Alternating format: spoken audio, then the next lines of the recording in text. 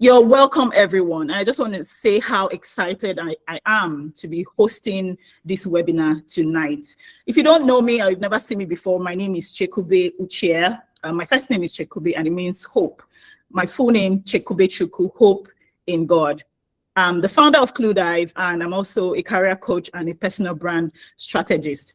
Before I, allow our speaker to introduce himself, I'm just going to share a brief story about myself, right? So I came into the UK in 2021 as a self-funded student.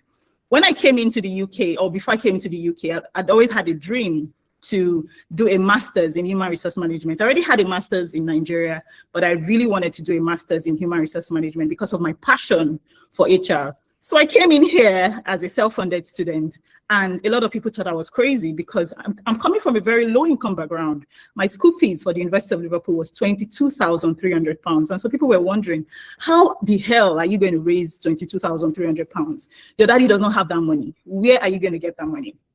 But I've always believed in something. If you have a strong why, right, even though you don't have the means at the time, your why is going to keep pushing you to achieve those goals. So I have a very strong why. When I came here, right, I would be lying to you if I said everything was smooth and all rosy. No, at some point I wanted to carry my bag and go back to my father's house because I was like, oh my goodness, I didn't see all this coming. I had a lot of challenges, right? But because of my why, I kept going. I said, you know what, I'm going to ensure that I do everything within my power to graduate successfully because I know why I came into the UK. I have, reasons why I came here and I have to fulfill and achieve my goals. Anyway, thankfully, after everything, I was able to graduate successfully in 2022 of, December. And, I did my convocation. I was super excited. And immediately, when you have spent that kind of money, hustling, doing different jobs, cleaning, care, at some point I did security. I did a whole lot just to ensure. I worked as a kitchen assistant, catering, waitress. What did I not do? The only job I keep saying I didn't do is work in the warehouse. I never tried that. But I remember my friend at the time did it and she was always complaining that her legs were paining her, right? But after all these jobs, I was looking for, okay, I've done all this. I've graduated successfully. I finished with a merit, right? I need a good job so that I know that at least all my efforts did not waste. That was when I started realizing that even though I was a senior HR manager in Nigeria, I realized that what happens in Nigeria does not happen in the UK. These are two different markets, job markets. And I needed to learn how to position myself in the UK job market, right? And so one of the things that helped me was I had to speak to my coach. I needed clarity. I realized that a lot of people are skilled. We have all the certifications, all the degrees.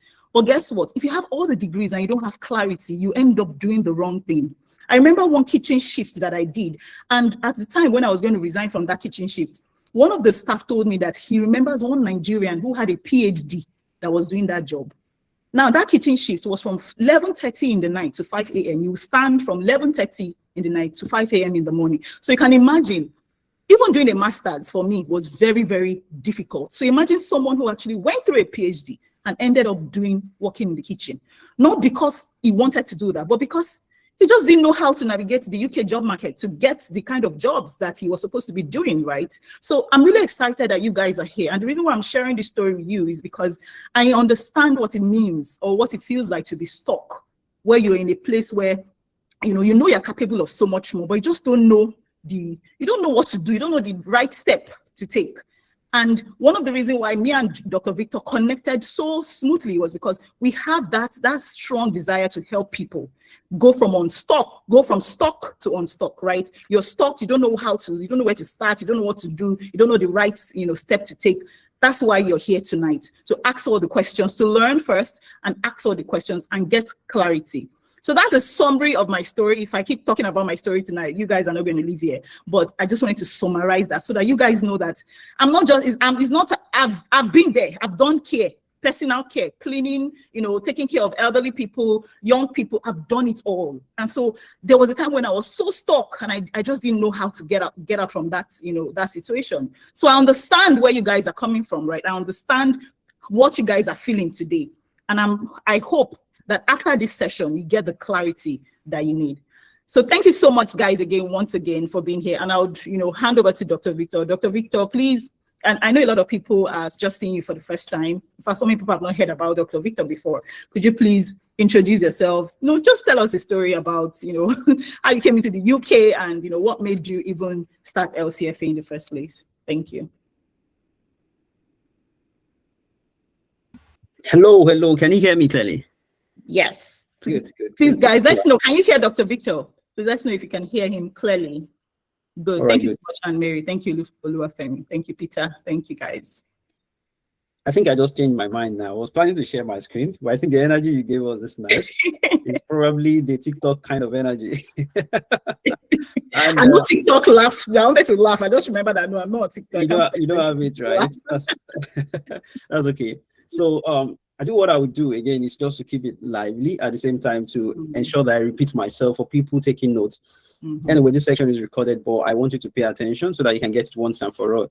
How we tell ourselves that we're going to go back and watch the video and we don't end up watching it. So you want to just pay attention. I hope I don't miss other people trying to join now. So thank you very much for the introduction. I'm Victor Adekunle by name. And just like some of us already in the UK here, I came here about 4 years ago. I think almost going to 5 years now. And like so many other people, I didn't have a plan.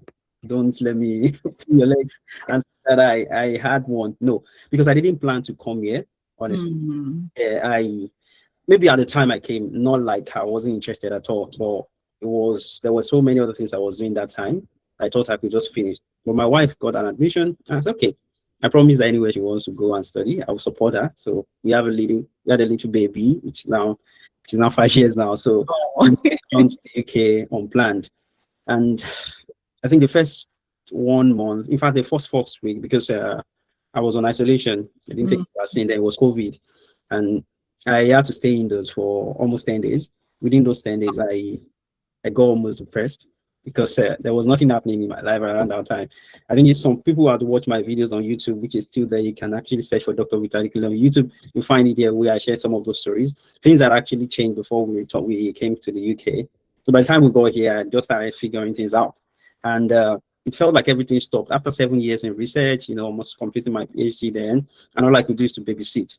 We left Leicester where we were back then. We came to Swansea and then Wales, and we started figuring things out again. I didn't want to work. Maybe some of you also did not want to work. As a matter of fact, I said my wife shouldn't work. Like, let's just focus on the master's because she genuinely wanted to study. It wasn't the jackpot thing for us, to be honest. That was our plan, our future goal. And okay, let's get this. But you know how it is when you start converting your naira to pounds and it gets your money. So as the money is going down, your heartbeat will be going up. I mean, the pressure was just nothing to write home about. So yeah, I think after that time, I decided to find a job. My wife got a job first, and then the only thing I could get was working as a support worker. So you can imagine after making all the millions in Nigeria, and then coming here and starting all over again with the PhD, it didn't matter. So like many people here, it's an honorable job. I wouldn't say I worked as a support worker, cleaning mess and watching people that could also insult you so many times. Yes, so that happened for a whole year, exactly 1 year. I would say I did that. But I think what helped us, which is one of the things we're going to be sharing today, is that we started early. Personally, I started early. I sat down to think about what is working here, and through 1 or 2 conversations like this, I got to know, okay, real estate seems to be working, and the idea of switching into tech seems to also work as well. So then I started learning. I asked questions, and that is the sad part of the story I shared earlier today on LinkedIn, that people actually ask questions. Initially, through the last TikTok, I thought people don't ask questions, but I got to understand that people actually ask questions, but they got wrong answers. So same here, I got an answer, maybe not the perfect answer that would have helped me. So I started all the journey like many other people. So, but before I go fully into that story, which again has the lessons in it and then what you need to take note of, I just want to ask one question, because this is where I started from. The whole bootcamp thing, the Google Coursera courses and all those things, just trying to get into the understanding of the tech thing here. How many of you have learned maybe Excel, SQL, Power BI, Python, or data analytics, maybe wherever you're coming from, or in school, and you're still not where you expect to be professionally? If you're on this call, just type 1 in the call if you're here, and then you know that you have tried everything, you have done courses, and just drop it in the chat. Yeah, okay, I can see it. Wow. Thank you. Yeah, self-learned. Okay, good. Wow. I like that. So I'm not the only one who did all those things. For some of us, we did this Coursera course on Google. I spent almost 4 months on it, and then it was a waste of time for me, to be honest. And that is why we are here today. I don't want you to waste your time doing all those things that I did wrongly. And then the follow-up question for me is, how many of you have applied to jobs and quietly wondered what exactly am I doing wrong, because you've been getting rejections? For me, I was getting it back to back for 6 months. Okay, the love letter, that's what we call it. If you are here, just type love letter. I know that's long, but type love letter if you have been receiving that rejection. Yeah, Grace, immediately Grace has started. Yes, type then. So Felicity and they say. And the reason why I call it love letter is I want you to start embracing them. Okay, when you get used to rejections, it stop hurting you, and then you're able to grow past that stage. Honestly, get used to it so well. Even when you start to figure things out, you still be rejected. Okay, so get used to rejection, because that's part of it. They say embarrassment is the cost of entry, right? So you need to really get through that stage. If you don't go through the rejections, how will you be accepted eventually? So keep on typing. So tonight is not about how to rewrite your CV maybe another 7 or 17 times the way you've been doing. For some of us, we rewrite CV every day. So I'm not trying to teach you how to write your CV. That's not the focus. Perhaps that will come along the way. But it's actually about something that is much and more deeper than what we know. It's about fixing the real problem that disguises as a partial problem. You know, so many of us have been self-diagnosing before we came here. And because we were unable to answer that question of what is going wrong, what have I been doing wrongly? So let me say to you here, if you're here in this room, you probably don't have skill problem. And I just want to check that. Okay, no one is waiting. Yeah, good. You don't have skill problem. By the time we go deeper, you understand what I'm trying to say. Some of you say, oh, I did not do anything before coming from Nigeria. I just left school and I came here. I don't have any experience.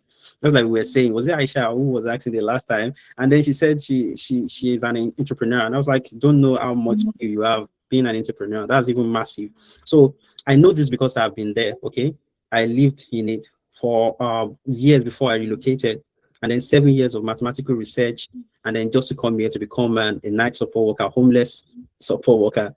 And you know, it was because there was no clarity. That happened for a whole year. And if you are here, I want to save you 1 year of waste. That's what I'm trying to do tonight. So by the end of this meeting, if I want you to stay till the end, we have something special for you. But some of the things you're going to get before you end this call is actually the clarity that will transform your life. I posted earlier today. I was on a call like this in the midnight during my night shift. Brian Gullard was speaking. He's in Canada, so it fell around midnight for me on my night shift. And I waited to the end of the call, where maybe about 5 left, and I knew this is it for me.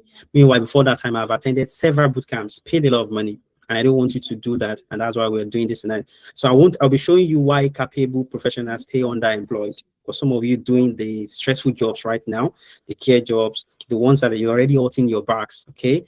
The sweeping job, the hospitality thing, and all those cleaning, warehouse, and all. And why more often than none, some of the things that you do, that you try to do to solve the problem, doesn't end up solving the problem. I also want to show you what employers actually need to see for them to employ you, to see that you're the best person. I know we talk about getting so good that they can't ignore you, but I want to give you steps to that particular stage right now. Okay, how to turn capability into credible professional evidences. You are capable, you have those things, but it's been buried somewhere and you don't know. And what has to change to get your career back? For some of you who have like 15, 20 years of experience doing certain things in Nigeria, I tell you, those things are massive plus to you if you're able to harness them and position them rightly. I just came back from work, warehouse work. Somebody just said that now, 8 hours. So sorry. Again, this is what we have to do. And this is why you are here, to get you to the point where you stop doing all those things and you plug back your career into what you used to do before or something better. Now, we studied the market, so we didn't just come up with this.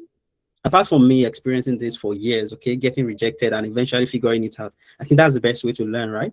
So you can tell that being where you are right now, and I want to hold your hands and take you out of that. I just want to walk you through. My mission is to help you cross from wherever you are to where you want to get to. Okay, so yes, if you think you have somebody who is out here and needs to hear this, I think you want to drag them into this room. If that's the only thing you can do for them this year, perhaps. Exactly. All right, good. So we studied the market and we began to understand what recruiters or hiring managers and organizations are looking for consistently. I'm so sorry to cut you short. There's like background noise. Is there anyone that is not muted? Please, guys, I would appreciate it if everyone mutes the call, so that we don't get interrupted. We don't interrupt Dr. Victor. Thank you so much, guys. Oh, I'm working as a cleaner. Thank you for sharing that. We're going to get to that. Thank you so much for sharing that. That's why we're here tonight for you guys. We want you to stop doing that job. It's not easy. Yeah. It's not easy, guys. I remember, I'm so sorry, Dr. Victor. I remember there was one shift I was doing in Carlisle then, working in a nursing home. And I was working for 14.5 hours, almost 15 hours every day. It was a care home, right? And I would do personal care morning, afternoon, night. Sometimes I can't count how many times in a day. I developed leg pain. And at that time, I didn't know it was because of the job I was doing. Because I just thought, this leg pain just came. But when I stopped that job, my leg pain disappeared. I was like, oh, so it was that job I was doing, standing for hours, right? Imagine after three degrees going to do that job. You guys are here, 2 degrees, 3 degrees. We don't want to, we blacks, I know it's not just blacks that are here, but we are capable of so much more. And that's why Dr. Victor is going to be showing us the way tonight. Thank you, guys. Over to you, Dr. Victor.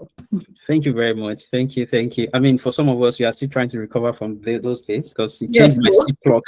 I struggle to sleep, at night, and then it's because of the night shift. And the one in the contract, they will tell you that the night shifts have the tendency to affect your health.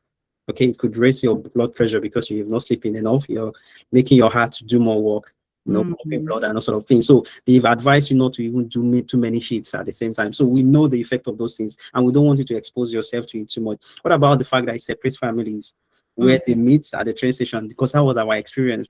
My little daughter, my wife would bring her to the train station, to the bus station when I'm coming back from shift, and we transfer her on the bus.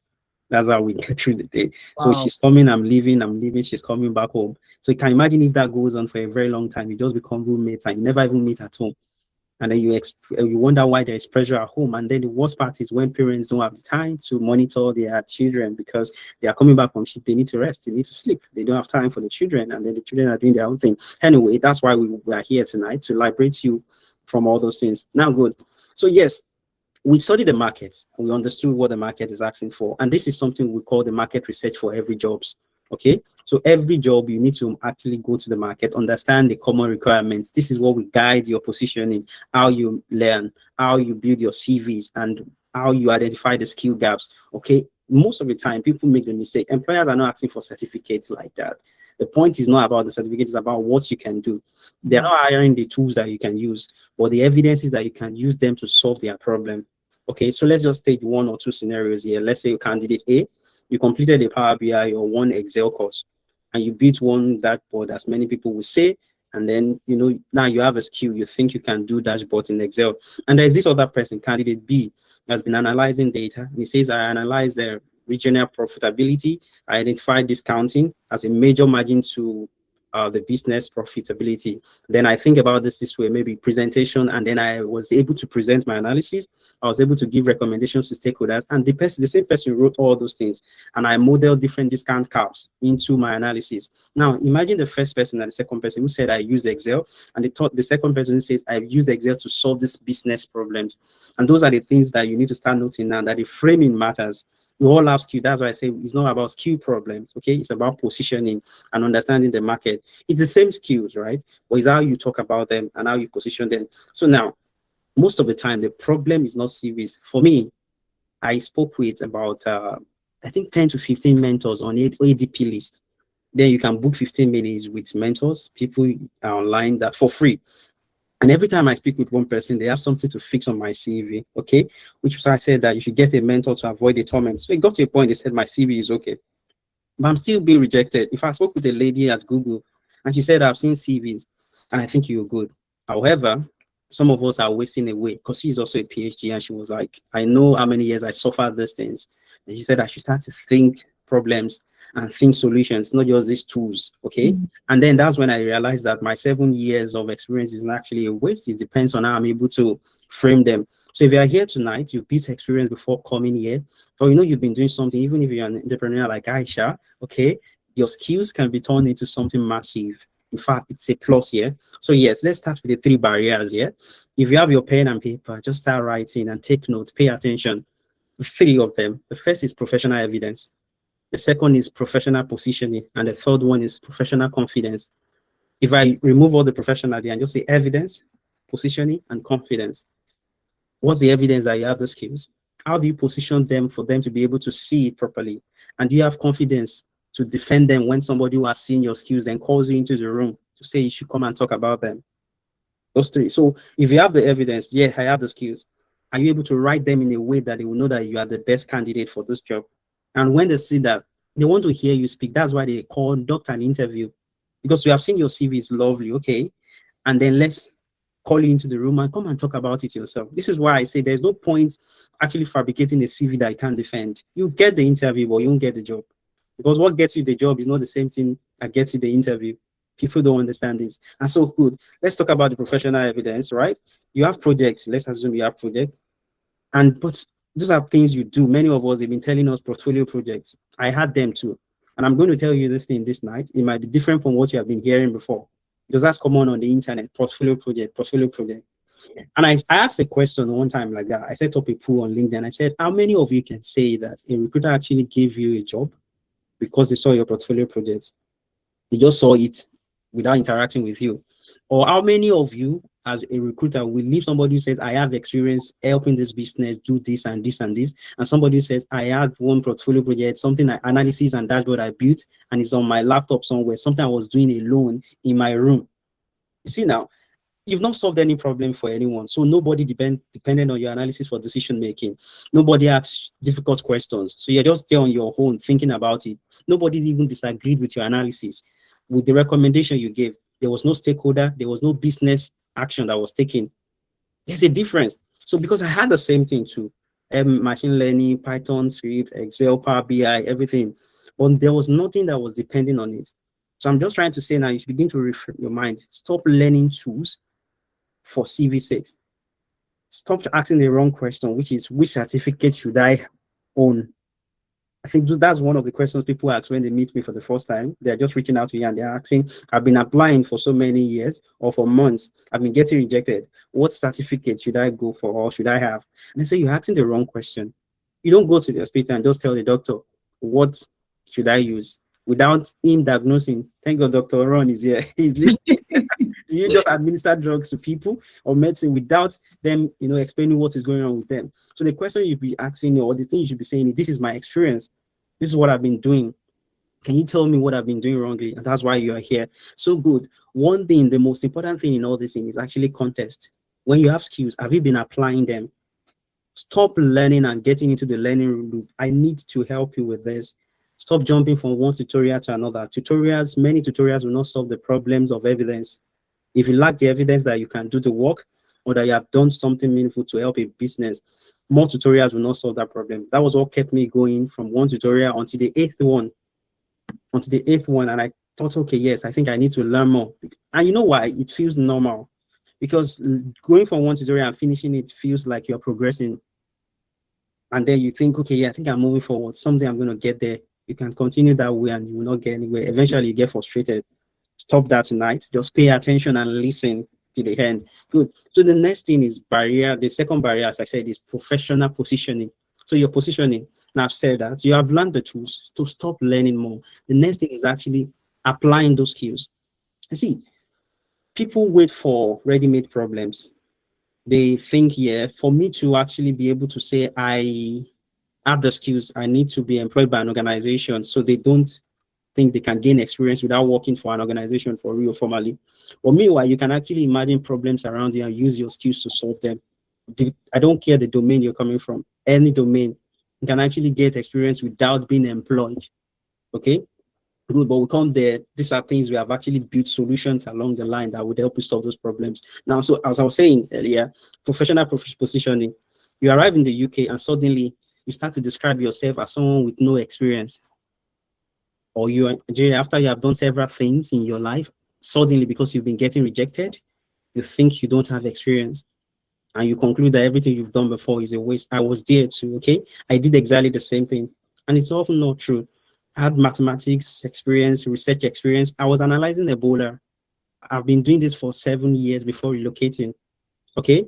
But that same experience that I thought wasn't relevant is what I'm using in my current role right now. Now, I'm not applying them on diseases again. I'm actually applying them on businesses. predicting how they will go bankrupt or the risk attached to them. It's the same thing. It's just a different environment, the same concept, you know. But I didn't realize it until later. I was on the 7th module on a particular course.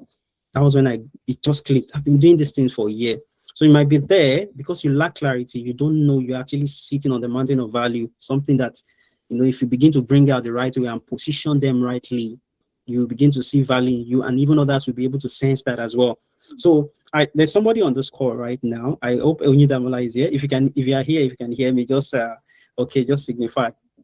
If you can hear me, Onidamola, good. Oh, yes, so I'm going to let you speak now. Just prepare to actually come on board.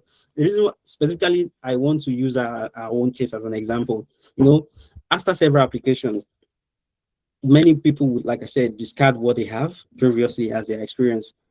Meanwhile, what they need to do is to think about how to frame it. So Onidamola reached out, I think 2 months ago. Congratulations to her anyway. You know what I'm trying to say when I say congratulations to her. And then she has been doing this since the beginning of the year, applying repeatedly. And somehow she's been getting the love letters. Okay. And then by the time she came, I knew she was actually learned something from her today. She's a very phenomenal person, I must say. She's that person who is a go-getter, whatever she wants to do, and she knows how to listen to instruction. Come on, I don't know how to say this enough. She follows things to the letter, and that wowed me personally, you know. And after months of application, something changed, and that's the way she was positioning herself. So what we did, we stopped framing her as somebody who is actually trying to leave her previous role, and we started framing it as a professional who is actually bringing data on top of what she has already. Okay, as an HR professional, she's bringing data into it, and that's the thing that has worked for so many people. I had a call yesterday, one of us who secured the role about a few months ago. She's going to become a senior. She's a senior person in her field right now. This is somebody who has built experience, like 20 years of experience in Nigeria. She struggled for a very long time, but by the time she got into a senior role straight up. And you see, when I was studying the pack for that particular job, I realized that what she's bringing is unique. Somebody with that experience in another field entirely, but has data skill added. And that makes us stand out. They will hardly find someone with that combination. And that's what Dr. Ron says to every time. It will be like, how many people would have medicine experience? There's been a medical doctor in Nigeria, and then you are now a transformation lead within the NHS, leading projects. Do you understand? That you can't have this combination. I have the domain knowledge. And that's the thing. Every one of us actually have one domain knowledge. Either you're an entrepreneur, you've been in the pastries world, you've been baking cakes, there is a domain knowledge that you have. There's a skill you have built, either it's soft skills, technical skill, or anything. And that was all we rearranged. Then she started adding data skills on it. You know what that changes is that it gives you confidence. So she didn't actually have to build new experience, okay? It wasn't as if her experiences were not good. She just needed to be able to, you know, make it better. Okay, so sometimes you don't need new experience. You just need to identify the old ones that you have. So firstly, I'm trying to change your mindset tonight. Okay, this is a mindset to the marketplace. Stop calling yourself no experience. Stop saying I am a beginner. People will write, what's it called? They say there's so many ways. Aspiring data analyst, aspiring business analyst. I don't understand it. LinkedIn. To be LinkedIn. Stop it. If you have it on your profile tonight, go and remove it immediately. Nobody will employ you because you are still aspiring to be. I don't need an aspiration. I need a tour. Okay. So please take that away from your profile. I'm not going to employ your aspirations. Okay. So think about it this way. Stop calling yourself aspiring. Stop calling yourself no experience. Settle down tonight. You know what you're going to do? Go to ChatGPT and say, these are the things I've been doing for years. Anything. Now ask this question based on the current world and maybe the UK job market. Where do you think these experiences would matter? If you have some fields in your mind already that you're thinking about, maybe you have 2 or 3 of them, put them there and say, which one would actually match the skills, you know, readily. That don't need to do too much. And, you know, that alone can change everything for you. And you focus on it because what happens is that when you're at an interview, there are some questions that will come to you naturally and you'll be able to answer them without anybody prepping you for because they are natural to you. Okay, so you don't need to be reminded or need to be prepped to actually get the answer. So now, the next one is the barrier 3. But before I go to barrier 3, are you there? Can you unmute your mic and show us your face? Let's see your beautiful face. Yes. She's smiling. Good. Hello. Hi, good evening. Hi. Good evening. How you doing? We chatted on LinkedIn. Was it not you? Yes, we did. It was me. Oh my goodness. Wow. And I didn't even know that it was you. Amazing. Wow. Good to see you. Thank Good. you. You too. Oh, you know, Mala. Yes, sir. Congratulations once again. Anyway, Congratulations. I Wow. won't ask you so many questions. Okay. I just want, and maybe if you have a word, let's say you have a word that you can use to liberate somebody who's on this call, because you have 74 people watching you right now. And how fulfilled will you be if you're able to change your life just by the message of the good news that you carry? Okay. What changed it for you? What do you think actually worked differently? Okay. And what do you want someone to take away from you today as what you did? Okay. Perhaps you figured out in the last 2 months and then that gave you the result that you have right now. I'm listening now. Good. Okay. I think the first thing was making up my mind about what I wanted. I knew that in my current role, like Chekwube, I'm from a HR background as well. So I do like working in HR, but I also wanted to move towards like the data side of things, the system side. So it was making up my mind that me investing time and resources into LCFA, I was going to make it worth it. It's a lot of money, but it's also very useful investment. So by making up my mind, I think that also then followed with the actions. So from day one, anything I was told, I made sure to do it. I do listen to instructions very well. So using that, leveraging that, and making sure that I maximize the opportunity that I have. And I think that's what worked well for me. But also relating with people as well. When I had meetings, I would see people who are advanced in the industry, and I'm thinking to myself, you know, I want to be like that. So it's also learning from what they've done, you know, looking at what they've done in the past, their experiences, and being able to learn from that was very useful for me. So I think my advice for anyone is, if you know you want to pursue this path, it may not be specifically like as a data analyst or anything, but anything you know you want to pursue, I think once you make up your mind that you want to follow it, you would start to see your actions follow. And it may not, the results may not come in 1 week, it may not come in 1 month, but eventually when it does come, you will look back to see how the effort you put in, everything was useful. And so that is my advice to anybody. I saw the comment as well, a lot of people talking about where they currently are. So if you know you want to move, the first thing is making up your mind that no matter how late it is, you know, I've stayed up to 3, 4 a.m. doing things, but I know it's worth it. So if you're able to have that mindset and follow through, then the results will definitely come eventually. So yeah. Wow. Wow. Thank you so much. Amazing. What stood out for me was the fact that you have an HR background, right? Yeah. So because we have a lot of people on this call that will be saying, oh, I'm not in data. But you are not coming from a data background, but you decided that you wanted to gain extra skills so that you can stand out in the job market. And so within 2 months, you're able to get a job. Wow. Tell us about that, please, if you don't mind. So working in HR, my experience has been a bit of generalist, so I've got to understand the various aspects. So I knew that the data systems kind of things was what interested me more. And so it was like, how am I going to pivot here? Because it isn't easy.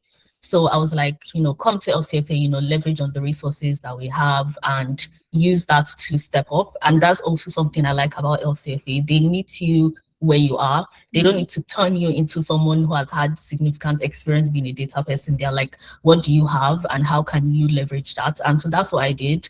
I had a few experiences with like Power BI, Excel. That's honestly about it. And so coming to LCFA, it was, what can I learn? A lot more than what I already know, leveraging on like the resources, the instructions given to me, and using that to situate myself, as he said, as someone who isn't necessarily fresh into the industry, just someone who has a HR background, but has added data on top of it, which not many people do.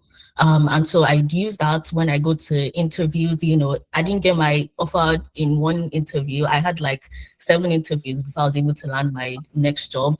So going into interviews, explaining myself, and I was also able to learn from those interviews to understand what people are asking in people analytics, people data roles, and use that, you know, even if I get rejected after an interview, as painful as it is, leveraging what was wrong, what can I do better, and by being able to do that, I was then able to secure my most recent role, where I'll be working like as a systems officer, and also a data person as well. And so it was just, you don't need to change yourself. Just look at what you have, and see how you adding data to it can be an advantage for you in the market. And just be open, be free. Don't allow, there's so many people in the industry to think that you won't be able to break in. Yes, there's people in the industry, and I will also say this to people, you can find your niche as well.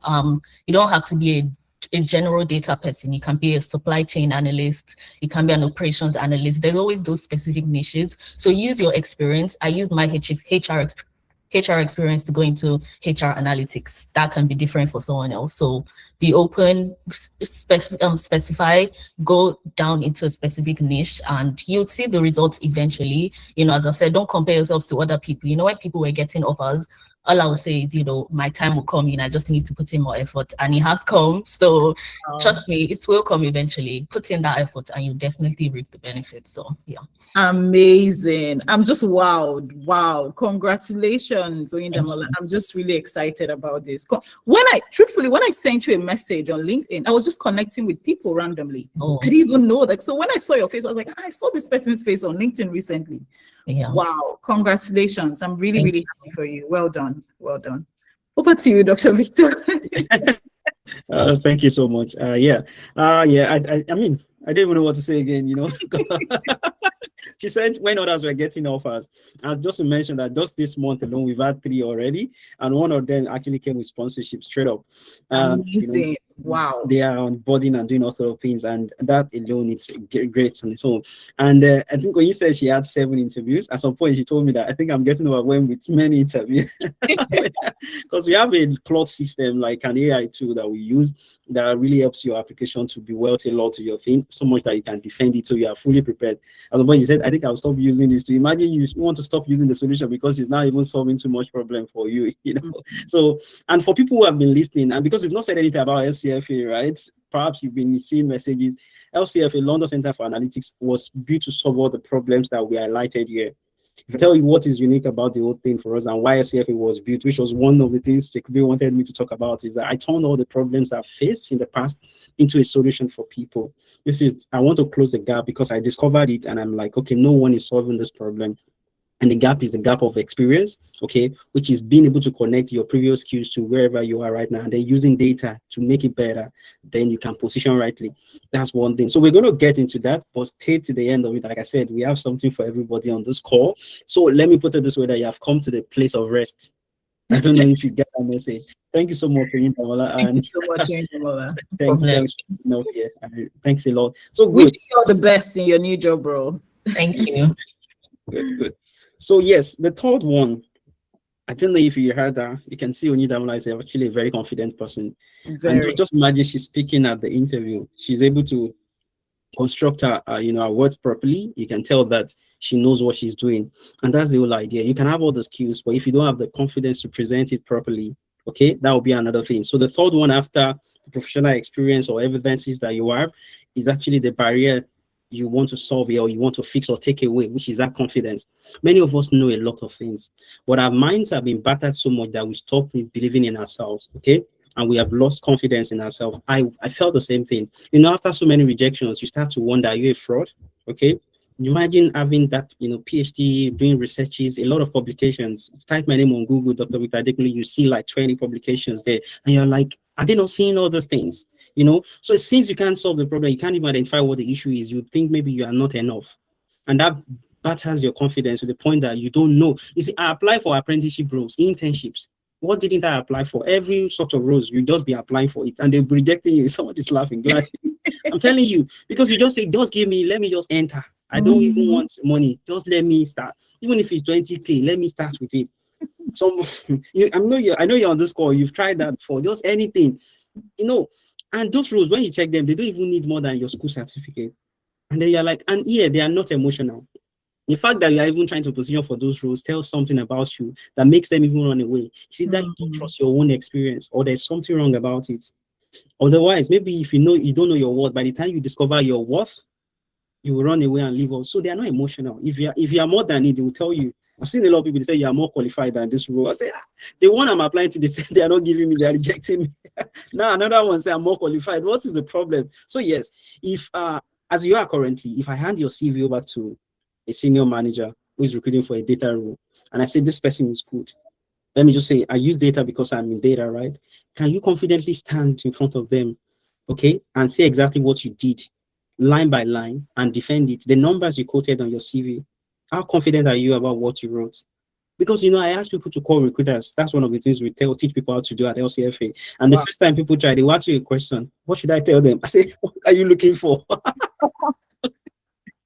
What should I tell them? You're looking for jobs. It's to tell you that people are so scared of even reaching out to recruiters. Wow. Meanwhile, recruiters are paid to search for you. And then you are hiding from them to the point that you can't even message them. To send emails, you are struggling. To pick up, if you find a number, if I tell you, if you see the number of a recruiter, call immediately, except it's middle of the night, which they won't pick up. Okay, but call numbers, but people don't do that. That's part of the confidence we are saying. Can you defend your CV? Okay, and the way confidence is built is actually through exposure, which is what we give you at LCFA. Okay, so I went looking for that exposure the moment I realized that, okay, this is it. So I started positioning myself also on LinkedIn after I started gaining that. Okay, which is one thing that people don't do here, attending webinars, seminars like this, and speaking in rooms that matters. You want to be seen, okay? There's no longer the age of hiding, and not because I understood everything. So you are not waiting to be 100%, okay? One of the things I was taught when I started this journey, because I paid daily for it, I paid $3,000 actually to learn how to interview after a lot of rejections and build CV. And Brown told me something that even if it's 60%, apply for the job. And I did. And that was the thing that changed everything for me. Some of you are here, you're waiting to click 100%, to tick the box 100% before you try. Apply even when it is 60%. Okay? Now, for those of you who have been doing courses, stop it. I said earlier.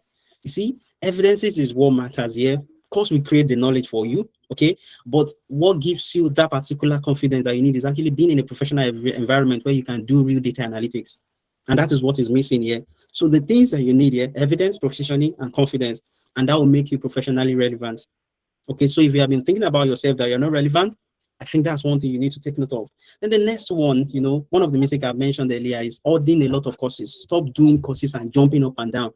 If there's any advice I want to give you tonight, if this is the only thing you are taking, don't fall for that LinkedIn thing where you save a lot of courses on your laptop. Somebody comes tomorrow and says, this is the only 10 courses you need to do to become this. Boom, you save it. Then you jump on it. Tomorrow there is a scholarship. Somebody said, I want scholarship. Then they drop the link. You go there, you win it again. You join that one, you start to do the same thing.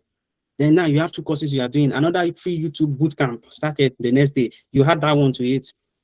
I did all that. Okay, everybody's laughing. I think they can relate very well. See, I'm telling you, that same person who posted on LinkedIn is just a content creator. Tomorrow, you go to TikTok again, they will post another one. And before you know it, you have 10 of them that you can't finish. And you're now overwhelmed.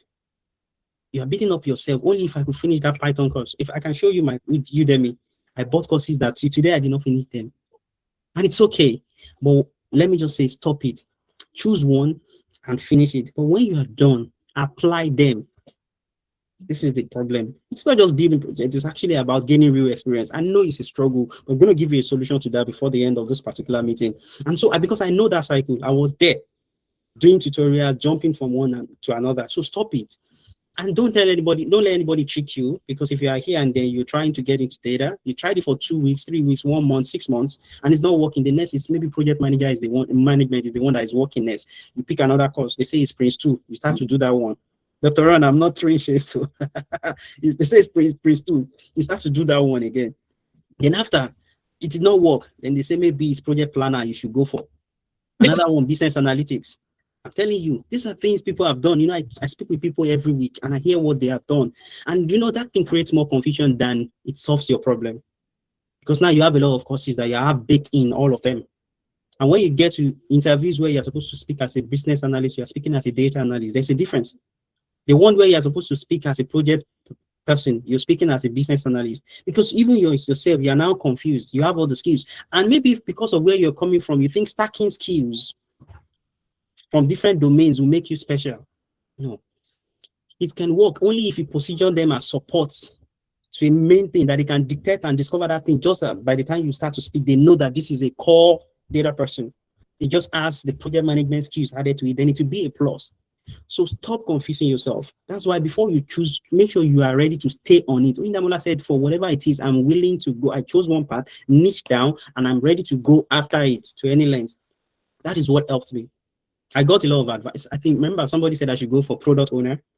Then another one said I should go for Scrum Master.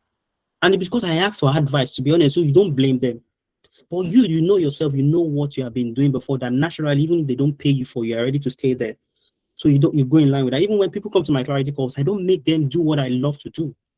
I ask them those questions that no one have asked them, and then I discover that there are things that they are naturally fit for, not even data. Okay, that they should go after, because I know when they start this data journey, it will still be tough at some point. But the difference is that you have somebody like me or LCFA holding your hands, managers that you report to, who will help you to look at your things, review your processes, and say, okay, you are doing well. Do you get the point here? So please don't continue to jump up and down. Pick one path, pick one lane, and go after it. All right. Then after that, you now begin to learn how to frame your skills, specialty over general. I tell you, it will help you to go fast. Okay. So please niche down. In fact, if you can do something, clean your fields online so that the people you are listening to are the people in your domain. That really helped me a lot. I'm on the bus. I'm watching YouTube videos of Alex the analyst. I'm sure many of us know the guy. I spoke with a lot of people. In fact, Dr. Ron, you know Dr. Lulu, I reached out to him. I saw your profile. I watched Dr. Ron's YouTube channels. You know, I saw things. So I'm able to stay. Those testimonials that you are listening to will keep you on position. So you want to make sure you save your energy. And like I said, stop jumping up and down. If there's anything, I want to preach it as much as possible. Stop jumping up and down. Choose one course, stay on it, finish it, and apply it. All right, because it's the same technical skills. Now, Indamola said something, which is the next mistake: random applications. You're applying everywhere. Okay, you shooting your shots to every rose. And the challenge is that there are some people who have actually built their skills through that domain, that they know it more than you. When you are in the same room with them, they can tell that these people know a lot more. Okay, so you have to be able to choose a particular place where you are the main person there, you get, so that you can stand out. So they won't be able to compete with you easily. Okay, so stop throwing random application. Like I said, today you are applying to a data analyst role. You have another CV for that one. Tomorrow you have another CV for project analyst role, data scientist. Do you think they are overlapped, right? You're applying as a data engineer, and all of them will come back with rejection. Okay, we conclude the market doesn't want you. Oh, there are no jobs in the market. The UK market is difficult. It is tough because you are not strategic about your approach. You are guessing, and it's expensive. So what's the method that works? The LIFT method. That's what we call the LIFT method. And it's a framework that we use at LCFA, which is learn, implement, frame, test, and transform. Learn what the market actually requires. Not everything the internet say or you see on the internet can teach you. You know, we're in this age where we have information overload. And the people that will win are the people that can focus. Niche down and focus on something. Because tomorrow, in fact, in my own domain, there are a lot of things that I'm not touched. AI automation this, AI implementation this, AI this and that. And I still don't care. Okay? Otherwise, you will be overwhelmed trying to chase everything because you want to be everywhere. Okay, the market, the tech world especially, doesn't require you to know everything everyone else knows. It requires you to know what you know and know it properly. Have an idea of other things, but make sure that you're a master at it in a particular thing or as a particular thing. So please learn the right tools that the market requires, then implement them, which is why people are really losing today. They keep learning, but not implementing. Okay? Make sure that you're able to solve a problem. Volunteering is part of it. Coming to accelerator programs and work experience programs like LCFA is another thing. And the way we do it at LCFA is that we partner with other organizations that gives us access, even the data within LCFA itself, our web analytic data, our business data. Okay? Volunteers. The data we get from volunteering works, we are able to allow you to work with them, or business problem that we have created that solves real business problems. So you can think, you have stakeholders in the room, you have your managers questioning you, your team members, you are doing your presentation. So when you get into the room, interview room, you are confident. And we do mock interviews that will prepare you. At least you will do 2 before your interview so that you know what they're asking for. You anticipate the questions. And the last part is, testing these things. Which I said, okay, when you learn, you implement, you frame them. Are you posting on LinkedIn? So many people here don't even have LinkedIn profiles. Or the last time they visited it, I got most of my jobs on LinkedIn. I met Chekwube on LinkedIn. Okay? And people don't know the importance of that platform. People reach out to you on LinkedIn. Recruiters will come to your DM because they keep searching. And the beauty of that platform is that we have over 1.2 billion people, and only either 1% or so actually actively post on LinkedIn. Meaning it is very easy to stand out. All you need to do is just show up and post your expertise. And LinkedIn is like another CV. In fact, it's the most valuable one now because they know that everybody can use AI to cook CVs. But what have you been talking about? They can go through your profile and see you. And you know that before you post on LinkedIn, at least you will try to know something a little. Even if you are doing fake it till you make it. Do you get? But my point is this: challenge yourself to be visible. Visibility will change your career a lot. It might not speak immediately, but when it comes back to you, bringing opportunities, you'll be wowed by them. A lot of opportunities on LinkedIn. And the last one, again, learn how to defend yourself, which is learn how to test your skills by showing people your work. Have rooms where they query your analysis or your whatever it is you've done, your projects and whatever it is. And that's it. So you should find a mentor in all of this because you can easily get overwhelmed trying to do this on your own. You need to find a place where you are accountable. Okay. What type of post should we be posting on LinkedIn? It all depends on your field. It's just like now you're asking the same question we said we should stop asking. Are you a data professional? Then you post about what you're learning every day, okay, or what you are discovering. What are the things that you saw during your analysis this week? Someone is here, Professor Kennedy, one of our managers at LCF, is always posting about jobs that are going bankrupt, changing locations, and those are the things. Boots is doing this today, tomorrow, another. Yeah. So they see your expertise, they can feel the way you're thinking through those posts, and they know that this guy, I think he knows something, and they will reach out to you. All right. Lastly, just because I want you to have it, okay?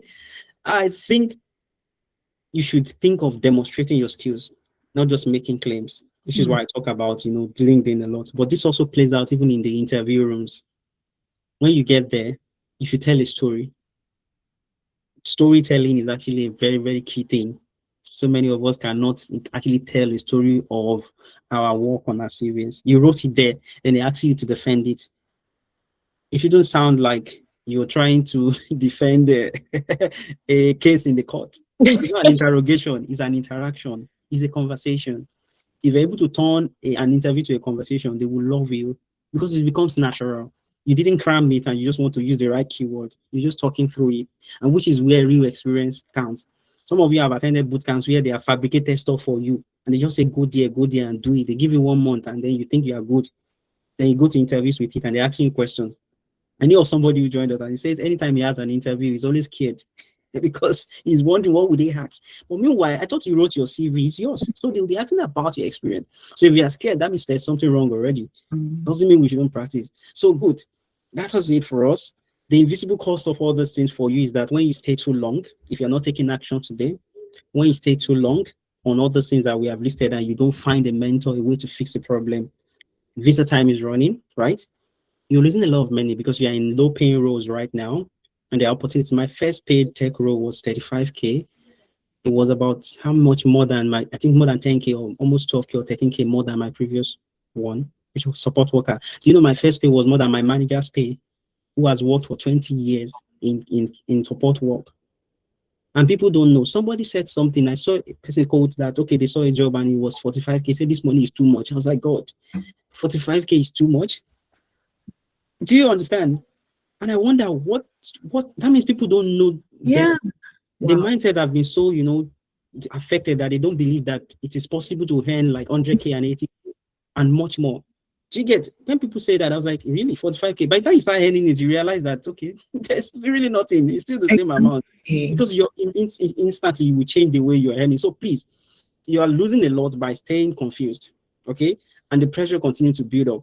And this is why LCFA exists, to solve all this problem, to save you time so that you won't spend 1 year like me, or so that you won't stay stuck in jobs that can alter your life, alter your everything, even your health. All right, liberate yourself, get out of these struggles, stop jumping up and down. Some people are giving up already. If you are part of them, wake up today. There's actually a way out. Thank you very much. Wow. Thank you so much. Guys, please let me know how this session is going for you. I want to see the chat. How is it going? Oh my goodness. Thank you so much, Dr. Victor. I'm checking the chat, guys. Let me know, what are you learning? Amazing. I'm checking the chat, guys. Please let me know. Thank you. Just give me one word. If you want to type 2, that's fine. Amazing. Anthony says, change your mindset. Aisha says great. Uche says great. Grace says transformational. Exactly. Linda says interesting. Temiloluwa says interesting. No, what did Temiloluwa? No. Yeah, very insightful. Temiloluwa says very insightful. Yes, Anderson says LinkedIn visibility is so important. And I understand a lot of people don't take LinkedIn seriously. But if you're one of those that your LinkedIn has been there for years and you don't even know how to go about it, today you need to change, guys. You need to change. Andrew says wonderful. Inspiring. Oluwafemi says inspiring. I had a reset. Uchenna says I had a reset. Sanasi says courage to keep trying. Exactly. Peter Odetola says inspiring. Ruth says amazing. Ajayi says educating. Focus.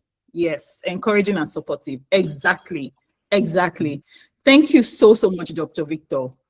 Guys, the truth is, no matter what we say here tonight, if you don't have an open mind, right? If you have a fixed mindset, there's going to be a problem for you to move from where you currently are to where you're supposed to be. There's a difference between having a fixed mindset and a growth mindset. Having a growth mindset, you're open-minded, very open-minded, and you're willing to learn anything that is going to take you from where you currently are today to where you want to be. And having clarity is the next step. Clarity is so important. If you have never joined my TikTok live, right? There was a day I shared that. I think I've shared it a couple of times. Where even on LinkedIn, where after paying £22,300 for school fees at the University of Liverpool, and I struggled though to raise that amount, £20,300. The school fees was £22,300. Then they gave me 2K off as part of Commonwealth country and all that. And so I had to figure out how to raise £20,300. Imagine after paying that amount, all the cleaning job, all the care job, all the support, all the waitress, all the working in Tesco and all that. And I was still owing a lot, right? I was still owing a lot. I was about going to start a nursing degree. You can imagine, I was about going to start a nursing degree. That's what lack of clarity can do. Why? Because I was scared. I didn't want to go back to Nigeria. I'm the first child. What am I going to go back to do? So that fear of, hey, time is going, I don't want to go back to Nigeria. I was looking for, my friends, one is a doctor, the other one is a nurse. I said, Chekwube, try nursing now. Initially, I told them no. But when I saw that I've graduated 2 years postgraduate degree and postgraduate visa would just end, I was going to go and, apply for nursing until I consulted my coach and I got clarity. There and then, I knew I was not going to pursue nursing. So a lot of people lack clarity, right? And these barriers that Dr. Victor spoke about today, one thing that stood out for me most out of all the three, he mentioned 3 barriers, and I hope you guys took notes. Professional evidence, professional positioning, professional confidence. We all have these skills, so let's even not talk about evidence yet, because we are here, we are all skilled. But guess what? No matter the skills you have, if you don't know how to position yourself, and even after positioning yourself, when they now call you for the interview, because you position, they will now call you for interview, Abby. When they now call you for the interview and you're not able to now defend or even sell yourself at the interview, guess what? You're not getting the job. So it is so important that after acquiring all the skills, you need to learn how to position yourself and build your confidence level. I tell people that if I look back to where I was coming from, right, I was not this confident speaking. There are times when I'll attend webinars and I'll be in the background just looking, waiting until they say, oh, it's the end, and I'll go. Nobody will even know that I was there. But I started attending webinars. I started, I had a coach, mentors. Then I started learning how to speak. I would attend interviews and I got better. Some people want to just get it right immediately. No, if you want to be confident, you have to face your fears in the first place. You have to do the things that scares you in the first place. So guys, we have a lot of people who are in the UK here. They are multi-skilled, but we are so, in a way, we are so timid. We are scared. We don't, either we don't want to get into trouble or certain things, right? But we need to learn how to be confident. When you get job interviews, it's your confidence that is going to help you get those jobs, right? So thank you so much, Dr. Victor. Now, finally, we're going to, leave the floor for questions. So if you have any questions, right, please raise your hand. Any question at all. And I want you to know that there is no right or wrong question. There is no foolish question. There is no, I'm scared. We have almost 70 people in the room. I don't want anybody to hear whether I'll ask a good. No. This is a safe space. If you have any question, please just raise your hand. I will be happy to let you, ask your questions. Thank you so much, guys. Okay, Sanasi, please unmute.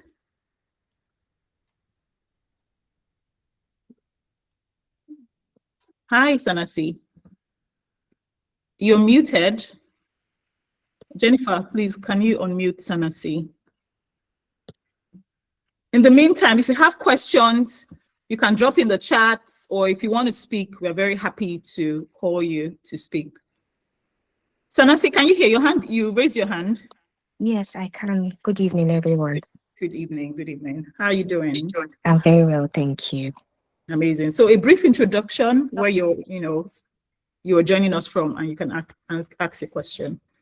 Okay, my name is Sanasi. I'm from Nigeria, but I currently live in London. And the session has been so insightful. First, I would say I've always wondered, aside the fact that, okay, I came into the country for a master's degree, I always wonder, like, what's more? Because every student that I know is either doing cleaning, support, warehouse, and I have never done this kind of jobs where I'm coming from. I didn't even know these jobs existed, for real, not until when I got here. And it has been very difficult. So my question is, if I don't want to work 9 to 5 or do any tech roles, or I just want to build a business, I want to build a brand, what kind of advice are you going to give me? Because it's one thing to hit the market and it's another thing to stay in the market. And how am I going to navigate? How do I start? Because some of us are like, we want our hands being held to help direct, and so that we don't make the wrong choices or take the wrong path. So I don't know if you have any advice or directions for business people like me. Amazing. Thank you so much for asking that question. Dr. Victor, would you like to take that, or do you want me to? You're a business person. So before I want to, let's hear from you, Dr. Victor. All right. I think the question starts from, I would say, what are you standing on, or what are you staying or sitting on, if you know what I'm trying to say? Yeah, because I think you need to find a balance, right? Which is, have you secured your position in your visa and all those things that will keep you here before you start to talk about other things, because that's very, very important. So if that's still a question, you want to think about it well. That's why I said I wanted you to answer it. If I assume she's talking about maybe all this innovator founder visa, it's a different ballgame entirely. But I think the first thing is, do you have a visa you're sitting on that is keeping you here? Okay. Then talking about building a business, is this something you've been doing before that you want to continue? Okay, so you study the environment to be sure that, okay, it's working or it's not working. Okay, because of these questions, because I get them a lot, I built a tool on ChatGPT trained specifically to help you test your ideas. It's called AI Co-founder. I'll share it in the chat before the end of this conversations. So if you have an idea in your head and you want to start a business and you don't know, how to start, or you are trying to harmonize the idea, I can drop it there. You just go and interact with the app, and the tool will give you more clarity. However, Chekwube is here to help you plug in when it comes to innovation powder and these other ways of getting yourself different visa routes in the UK. So that's what I have to say about that. Amazing. Thank you so much for that, Dr. Victor. Sanasi, are you here? Can you hear me? Yes, I can. Good. So you said you're a student, right? Or are you done with school? No, I should round up September. September. Amazing. So when you round up in September, what's your background? Sorry, what are you studying currently? Okay, international business management. Okay, and what were you doing in Nigeria before you came in here? So I have a BSc in human resource management, but then I had a passion for makeover, and I was working with House of Tara International for like 3 years. After that, I moved into the country, and since I got here, I've not done any makeup at all. Okay, amazing. So would you say that makeup is something you want to continue? right? Is Yes. this something you're passionate about and you just came in through student route because you just wanted to leave Nigeria? You want to just focus on your makeup business? Yes. Now, I left Nigeria because now first things first, like everyone feels like, okay, there's always a better life outside the country. So then it had to be through a schooling route. And I would really like to focus more on my makeup because I know that I excel in that field. And I want it to be beyond just making people up. I would like to have my own brand products as well, like build it very well, empower people through the makeup. Amazing. And now there's a reason why I'm asking these questions, because I can't just jump into answering your questions without understanding where you're coming from and where you want to go, right? And I hope everyone is paying attention to this. Now, the reason why I ask this question is because they are different. First of all, you need to, find a way to sort out your visa routes, right? When you're done with school, the next thing is graduate visa. After graduate visa, 2 years, that's it. If you don't start planning today, you find there are a lot of people who didn't start on time and they just found out that their 2 years, is over and they had to go back. Recently, I was speaking to a friend just last week and she told me how a few people that she knows, not she heard though, she knows have gone back to Nigeria. So I'm glad that you're asking the right questions now. Now, since business is something that you want to do, there are different visa routes. Now, 2 visa routes fit into what you are currently doing, the Innovator Founder Visa and Self-Sponsorship Visa route, right? Even though this call is obviously not for visa conversations, but I'm just going to, just in summary, just talk about these 2 visa routes. Now, for self-sponsorship, you just need to ensure that you register the business and you use the business to sponsor yourself, right? Of course, there are different things, requirements you need to fulfill. For Innovator Founder Visa, right, makeup, there are a lot of things, like you said, you want to empower people, there are a lot of things you want to do, not just making people up. Now, you can come up with an innovative idea and use that idea to develop a business plan and sell this business plan. Tell them how you're going to use makeup, right, to inspire people to make a difference in the UK market. So it's actually possible, and it's good that you're, asking the right questions. Now, another question will now be, right, how your LinkedIn. Some people think LinkedIn is just for people in data, people in a profession. No. Even as a makeup artist, you can position yourself in that field. Do you have an optimized LinkedIn profile, for example? Are you connecting with people? Because there are a lot of makeup artists on LinkedIn as well. The reason why LinkedIn has pages, you have a profile, then you have a page. You have your own personal profile where people can connect with you. Then you have your page. Let's say your page, you create like a business page for your business so that when people connect with you, they can actually see what your business is all about. So first of all, you need to even start positioning yourself, and LinkedIn is an important tool, a useful tool for positioning. You don't even need much at this stage. Have an optimized LinkedIn profile first. Create a business page. Then as a student, you cannot register a business as a student to be on the safe side. You need to graduate first before you can register your business. But something you can start thinking about is the Innovator Founder Visa. You can start learning about that. But like I said, this call is not for talking about different visa routes, right? But these are the things you can start doing. And I hope I've answered your question. You have. I think there should be another class for how to use the LinkedIn. Yeah. Because I really don't know anything about the app. Okay. Thank you. You're in my community, right? Yes, I am. Okay, I'm going to organize a class on how to use it. Thank you. You're welcome. You're welcome. Okay, so who is the next person? Well, thank you so much for that question, Sanasi, because I'm sure a lot of people have the same question. Some people might be shy to ask, so thank you for asking. Abigail, I don't know, is that the next person? Please, who's the next person? Is it Abigail or Osas? Hi, I think I'm the one because it shows my name as number 1. Okay. Yeah, good evening, everyone. Hi. Thank you. Yeah, thank you very much for this session. I mean, it's been very practical and very insightful. So currently, I'm also going sorry. to be. Please introduce yourself first. Tell us Sorry about you're that. joining us from, then you can ask your question. Oh, okay.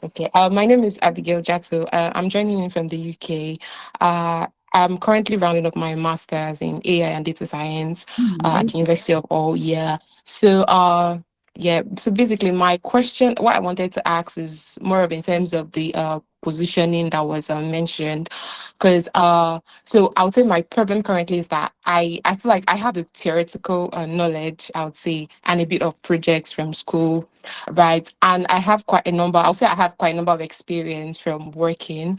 So I feel so I'm overloaded with a lot of like information. So I'm not quite sure of how with the positioning thing. I think there's a gap there or something, but I just don't know what exactly it is. I don't know if there can be a way you could help me, like I don't know, with clarity or something, because I know that you both are quite experienced in this. Yeah, that's basically my question. Dr. Victor. All right. So when are you finishing? At this month. Wow. Wow. Yeah. Congratulations to you once again. Congratulations. The reason why I'm Thank saying you. that again is because you're asking before you finish. Mm. Oh And yeah. if it's anything at all, yeah, starting early is the thing that really helps me. You know, being able to start before you switch, even if you're going to switch to the post-study work visa. So Yeah. that gap will remain because your eyes have not been open to what you can do already. And even if there's anything that you think you need to add to it, you need to have the opportunity to be able to add that, which is the UK experience they talk about. So Yeah.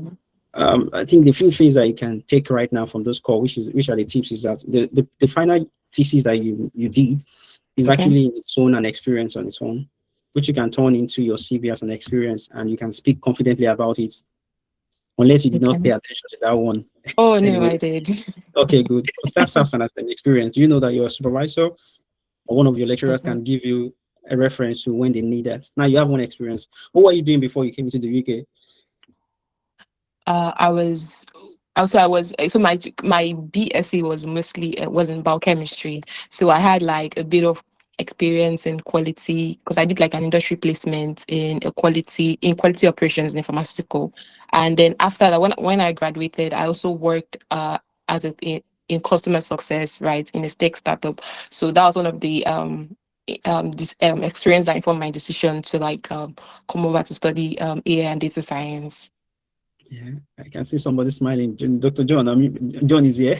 He's one of us at LCFA. He's like laughing because he has the same background and he's wrapping up his master's as well. Okay, so that experience you had in Nigeria, which is in whatever quality control or analytics or quantitative analytics, anything that has to relate with you just analyzing anything, okay, is an experience too. So the journey for you, the way I'm picturing your CV starts from your BSc to wherever you did your placement to that place you worked after your schooling, and then to coming into the UK, which is the master's is covering a gap there, and then that's your UK experience. Now, the thing that you might want to have at the top of it is working with another UK organization, because the way it works is that they need usually 2 or 3 references, and they would love that 2 of them came from the UK, which is why they ask for UK experience.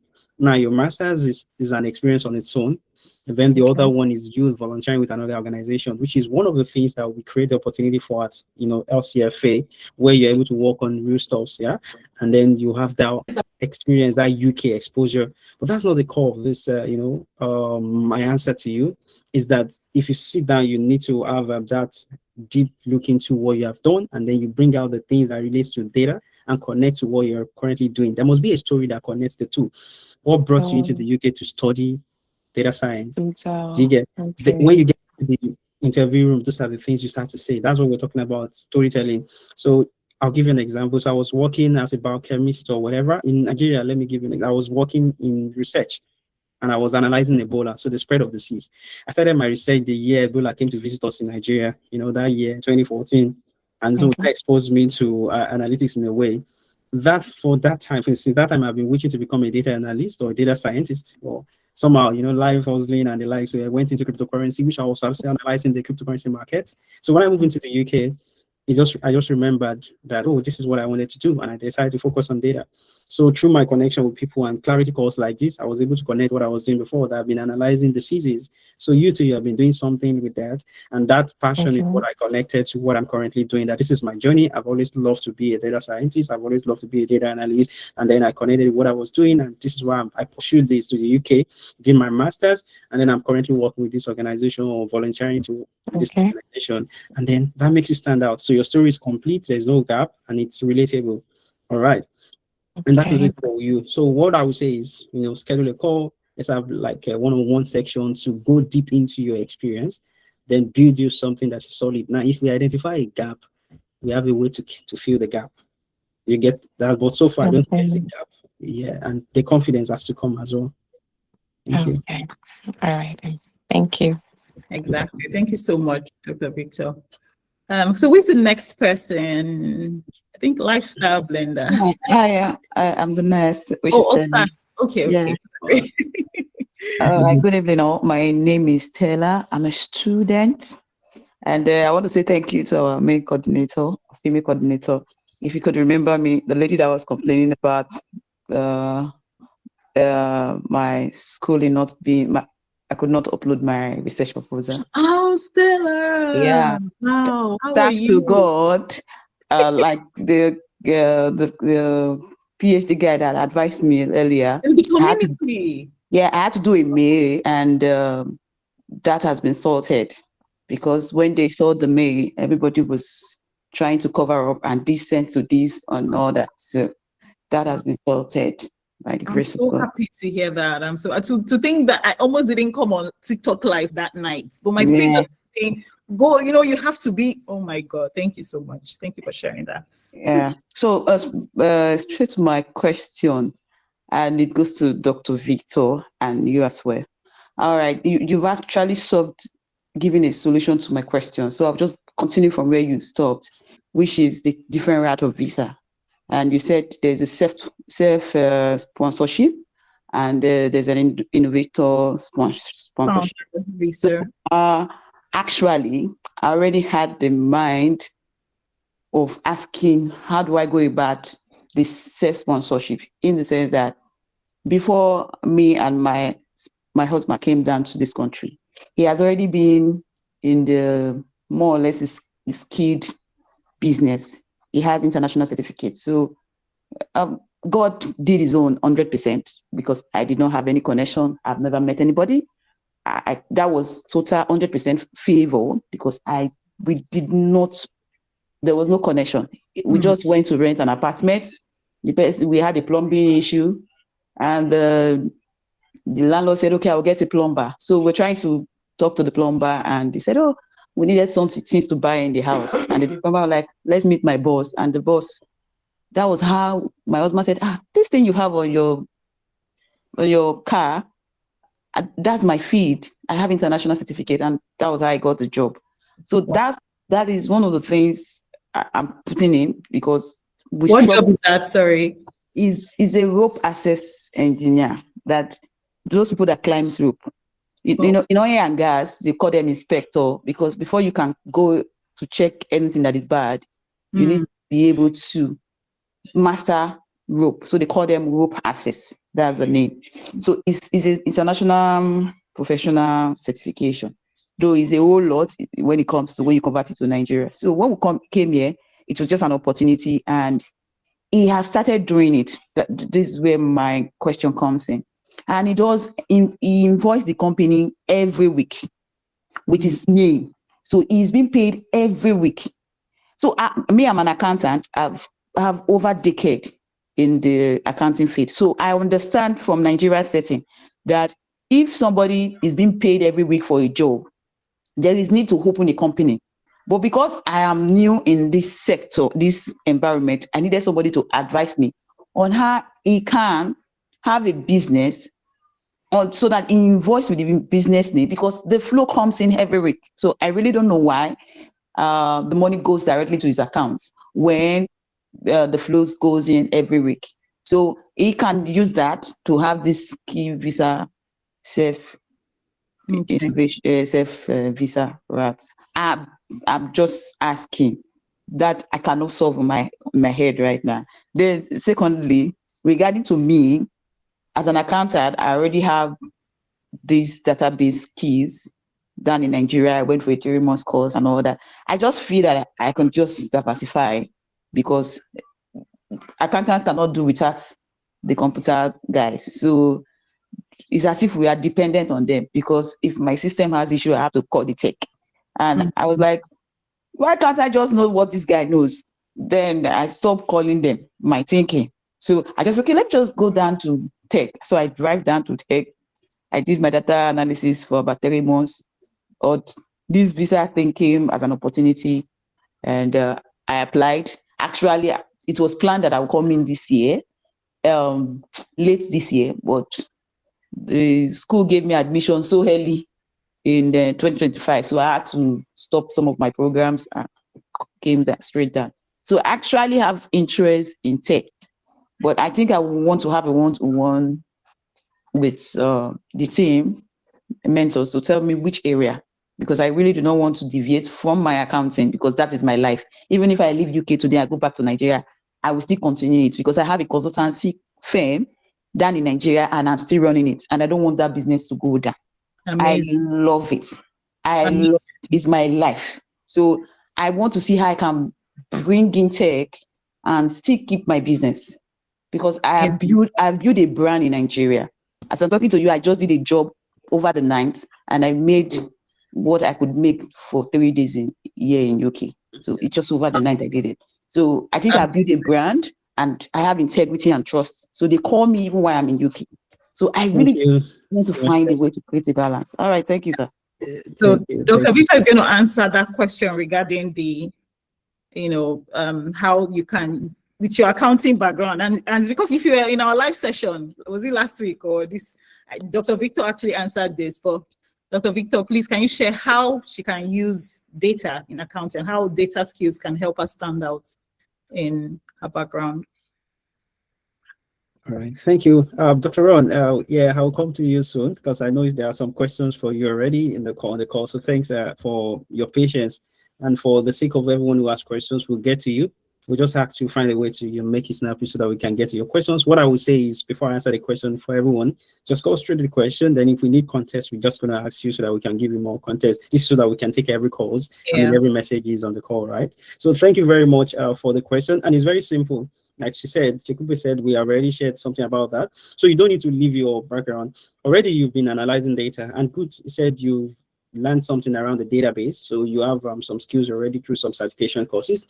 So all you need to do is just to find clarity. All the things you've done before, we're going to turn into we expose the data aspect of it, because you've been analyzing data in a way. If you're an accountant, you've been dealing with finance data, and you're not going to switch field and just leave it and say, okay, you're becoming a data analyst. It will be finance data analyst. That's one role. There are other things. Yeah. So the idea is you're just adding data to what you do. There are roles like that. We have about 2 or 3 people. I think I made mention of that. If you search for her name on LinkedIn, Rachel Ogungbe. She was an accountant before in Nigeria. She studied accounting even here in the UK, and she's currently working in procurement, currently within one of these councils, and she does the accounting thing there, even with her skills. You might not step in exactly with that role, but you can create a path for yourself to remain in what you love to do. So let me say this to everyone on the call. Data is not something that stands alone itself, ideally, because you don't just analyze anything. You analyze data coming from a particular domain. So it depends on the domain the data is coming from. So if you're analyzing health data, it sounds like you're a health data analyst. Procurement data analyst. Supply chain, like Oyindamola said earlier, you're a supply chain data analyst. It's just the way they give it names. Some roles we generalize it. Some will go very specific based on what you'll be analyzing or the kind of data you'll be analyzing. So ideally, you're not changing field. You're just focusing on the finance aspect of the data analysis, okay? And that is where positioning, structuring your evidences, and then adding whatever missing thing there. All you're going to do is to do market analysis, so we know what are the common things they ask for in that specific role you want to go into. So we check what you have already. Do you have them? If you have 60%, come and start applying. And if you think you need more to be added to it, we look at it, and it will be the roadmap for you. It will be very specific to your journey, and you grow from there with focus, without distraction. So yeah. Congratulations once again for finding your path into this room, and then I think it will be a continuity to what you've been doing before, so don't worry at all. Yeah, exactly. There's a question in the chat. Yeah, thank you. Exactly. So how do I get the link? Okay. Yeah, we're going to get there. We're going to get there. Let's just give some. So just that, I want everyone to stay to the end. Stay to the end. Then my first question. Yeah. So regarding the self-sponsorship, right, this tonight is not for talking about visa. And I understand that we are UK people and visa is, very important conversation, but tonight is not about talking about visa pathways, right? I'm going to be organizing a session to talk about the different visa pathways. So if you're since you're already in my community, that's amazing. I'll announce that. But just ensure that if you're in my community, ensure that you're following the chats in the community so that the day I want to do a live session or maybe organize a webinar like this, you'll be aware of that. Tonight, we just want to focus on people who want to go into data or change their careers, interest in tech and all that. But yeah, if you're here and you would like to, you're an international student or you're a graduate or you're in Nigeria and you want to come into the UK, then I would encourage you to join my community. Aisha, I don't know if Aisha is here. Aisha, could you kindly share the link to join the community? Thank you so much. So who's the next person? I'm the next person. Okay. Lifestyle blender, what's your name now? I'm sorry about that. No, you don't have to be sorry. So when I just clicked, that mail connected to the meeting immediately. So my name is Stanley Bauchi.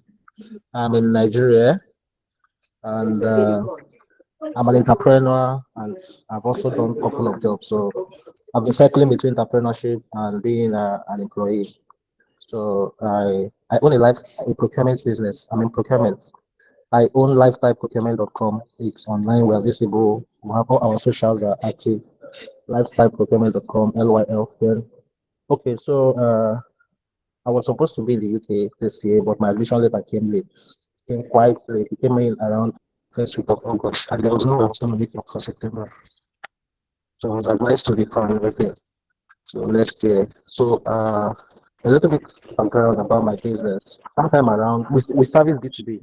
So we focus on servicing B2B customers and business owners and all that as most of our clients. So I do the whole circle from the sourcing to the vetting to the transportation to the warehousing to the delivery. I do all that. So these are different branches of supply chain. So I have the knowledge and the data part. So I was lucky to do some courses on Coursera, SQL, and even my current job now, I use Excel very well. So I'm good at Excel currently with a little bit of Power BI background and all that. So around 2000 and like 3 years ago, my business, everything we procured for our B2B clients, we did somehow around 35 million, which was around $20,000 there. Then the following year we did around 16 million, and all these things, the evidence, the tracking, the packing list, the everything, the consolidation, we have everything. So I want to ask. Well, currently now I work in LNG in Bonny Island. I'm a third-party contractor. So here I work in the hospital as an administrator. So I work with Excel, payroll, scheduling doctors, scheduling nurses, and everything. I do all that currently. So that's also maybe procurement of human service too. And I want to ask, when I'm trying to get myself ready for when I come into the UK, hopefully next year. So what should I have my mind on? What should be the trajectory? What should I follow? And honestly, being in this corporate environment now, I've learned a lot about clarity, continuous improvement, Kaizen, and all those corporate things you need to know to move your businesses forward and yourself. So what should be on my mind? What should I be looking forward to do when I come to the UK so that I don't make mistakes, so that I get it right from transitioning from a student to maybe COS, ILR, and all that. I know it's a long path, but I want to have my mind on something and the trajectory that I need to go through. So thank you so much. That's my question. Amazing. Thank you so much. Dr. Victor, would you like to answer that, please? Okay, yeah, that's fine. Thank you very much. You've already given yourself a path already by the explanation you made and what you've been working on. You've been working with data already, either in the supply chain or procurement, or things you're doing already. And if data is something that is just picking up for you, I think you should go after it. So yeah, when are you coming into the UK? It doesn't really matter. It's just you positioning all the things you've had before now to show forth yourself more for data opportunities, meaning start with your LinkedIn, start posting about the things you're currently doing. Let that visibility be there even before you come in, okay? And all the things that you explain on this call, they are massive stuffs. You want to, in a way, load them on your profile. Obviously, not to give too much or things that has to be personal data, but within the confluence of what you can post online, okay? Talk about it, your expertise, how you've managed all those things. Yeah, and that, I'm telling you, even already before you come in, you might have recruiters reaching out to you, and it might be the only barrier might be that you're still outside, so that when you come in, you've already built that, track record for yourself. And then when you come in, you have to start understanding the market here. What are the requirements? What are the things that the recruiters ask for, which is the whole idea of market research. And I would say stick with the community so that you can have an accountability partner, a mentor that you reach out to who helps you to see what is going on. Yeah, because that's very, very good. So that you can, every time you're moving focus and clarity. Okay.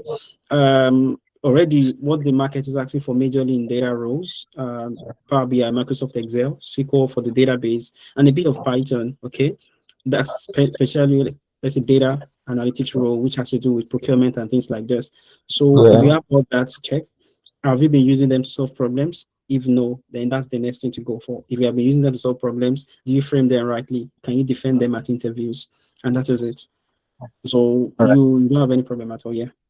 All right. Thank you so much. I'll be looking forward to it with you. Thank you. Yeah, that's fine. That's fine. Jennifer, you can drop, I think, some of the links if perhaps maybe for at the end of this call, too, you want to wait for what we have for you. So then I think the next person, Oluwamayowa, said she dropped off because I saw that her name was up before as maybe number 2, but I guess she changed her device and then she's now at number 4 now. Do you want to have her? Okay, but before the next person, guys, because of time, I would appreciate it if you like go straight to your question. We have more people who want to ask questions, and if we, except you guys, I'm ready to stay here till 12 midnight though. But you know, some people are not ready to do that. So if we are not ready to stay till 12 midnight, please let's just go straight to the question. Please, I think we should also like interchange the voice call and chat messages so we can take questions from both ways, please. Thank you.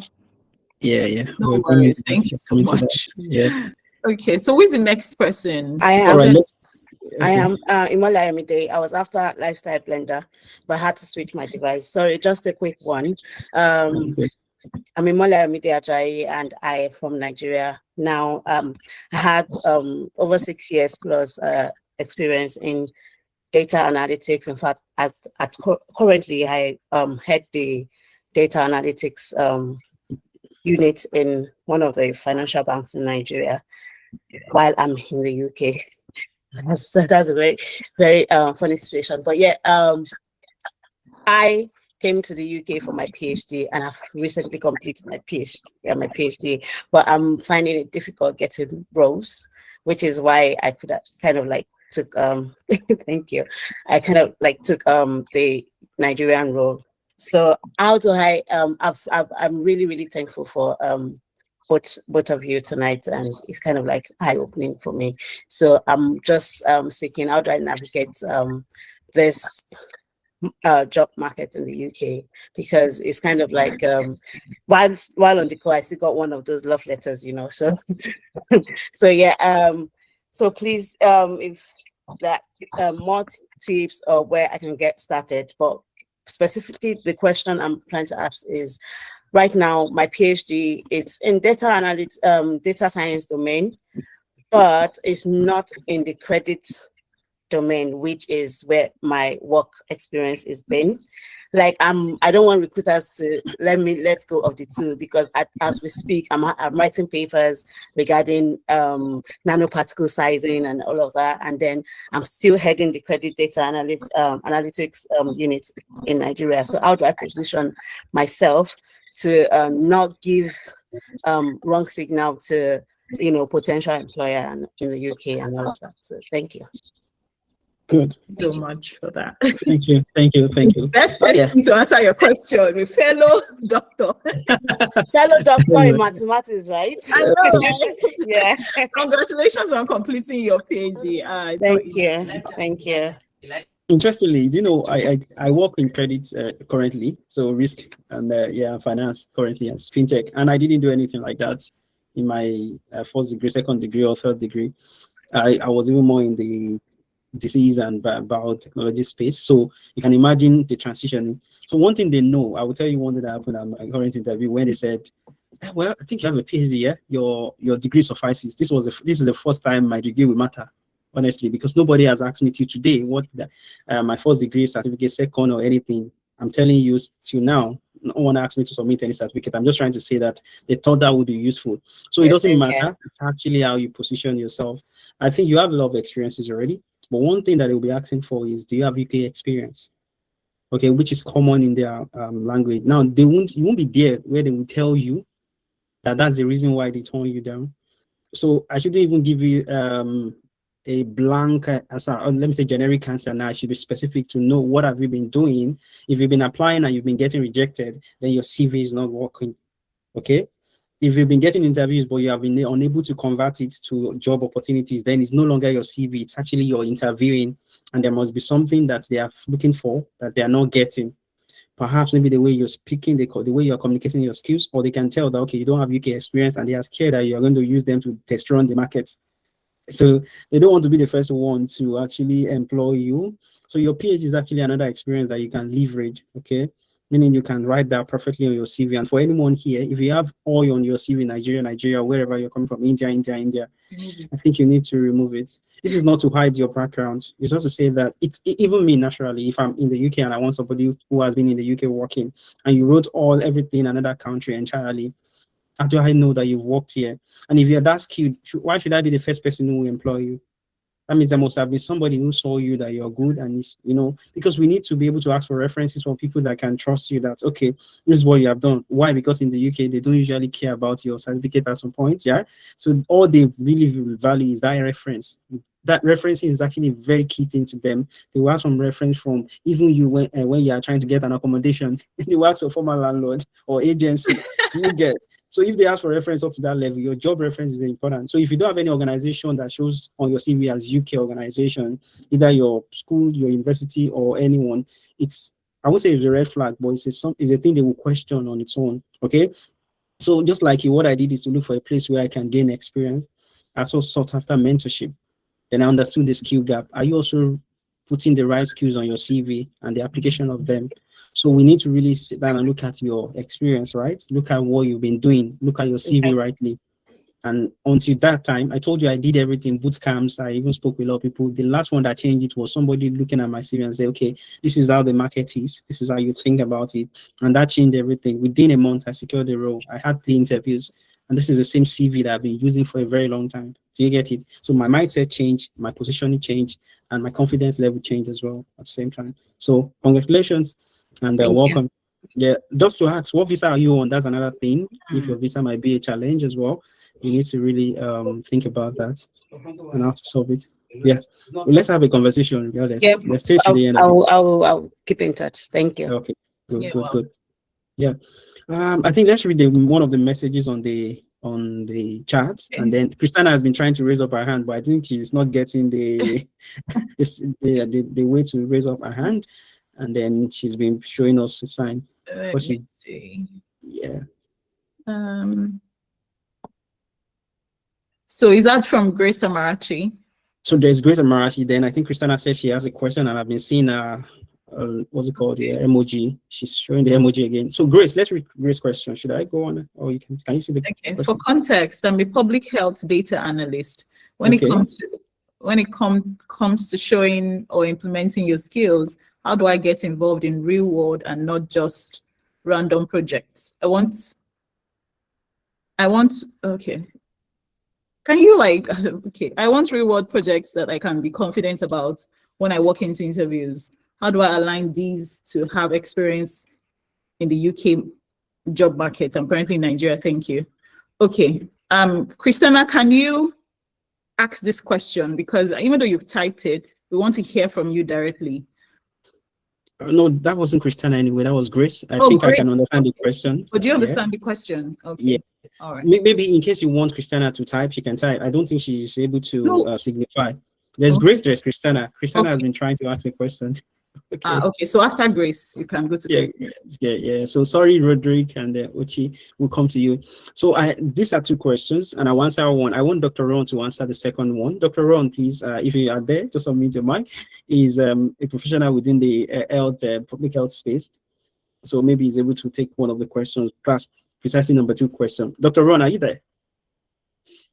If you're online, you can let me know, and then I'll come to you. But let me answer the first question while we are confirming if Dr. Ron is still on the call. So yeah, it said, how do I get involved in real world and not just random projects? I want a real project I can be confident about when I walk into interviews. And she's currently in Nigeria. Again, how do I align this to have experience in the UK market? Okay. See, I'm not going to sugarcoat anything on this call, and I'll be honest with everybody. This is something I do, and I talk about this a lot on LinkedIn. When people reach out to me and they say, I'm looking for remote jobs, I'm in Nigeria or somewhere outside. And I say something that even people in the UK are still trying to get a job. This is not to say that there are no opportunities for you, but it's just to say for you to get it, you have to stand out.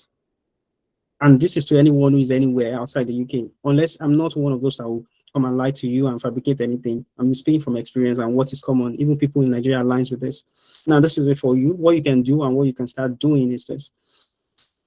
For real experience, this, you might not get it immediately, but I hope you do, because I say this a lot.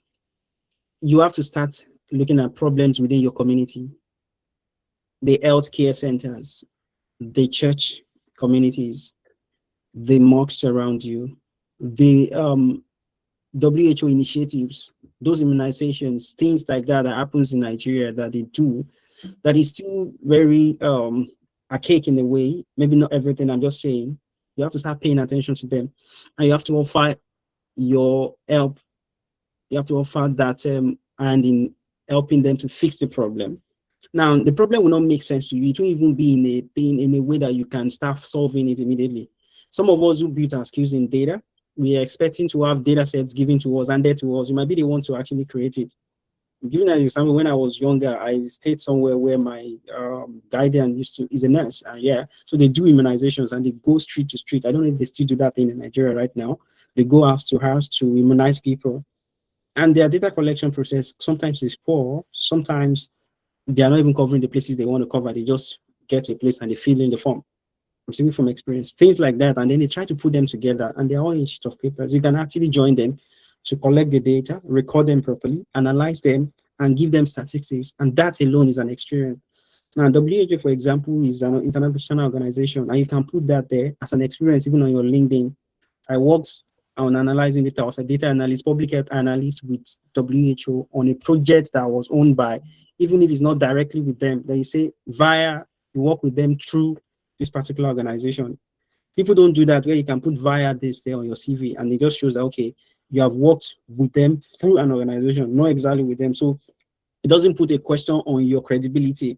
That is one thing you can do to stand out, and that you can post it, because if any recruiter in the UK would like to see your CV or be attracted, they need to be sure that you have worked with an organization they can recognize within the UK system. So I'm just giving you an example. And then what are you posting about? Now, finally, if you have never worked as a data analyst in Nigeria, I don't know if you have a business working anywhere else in the UK. I'm giving you an example now. I'm not trying to sound harsh. I'm saying if you can figure out a thing to solve where you are at the moment, where you can build credibility, what's the manifesto that you have to show that you are ready for the international market? Meaning that you need to stand out first.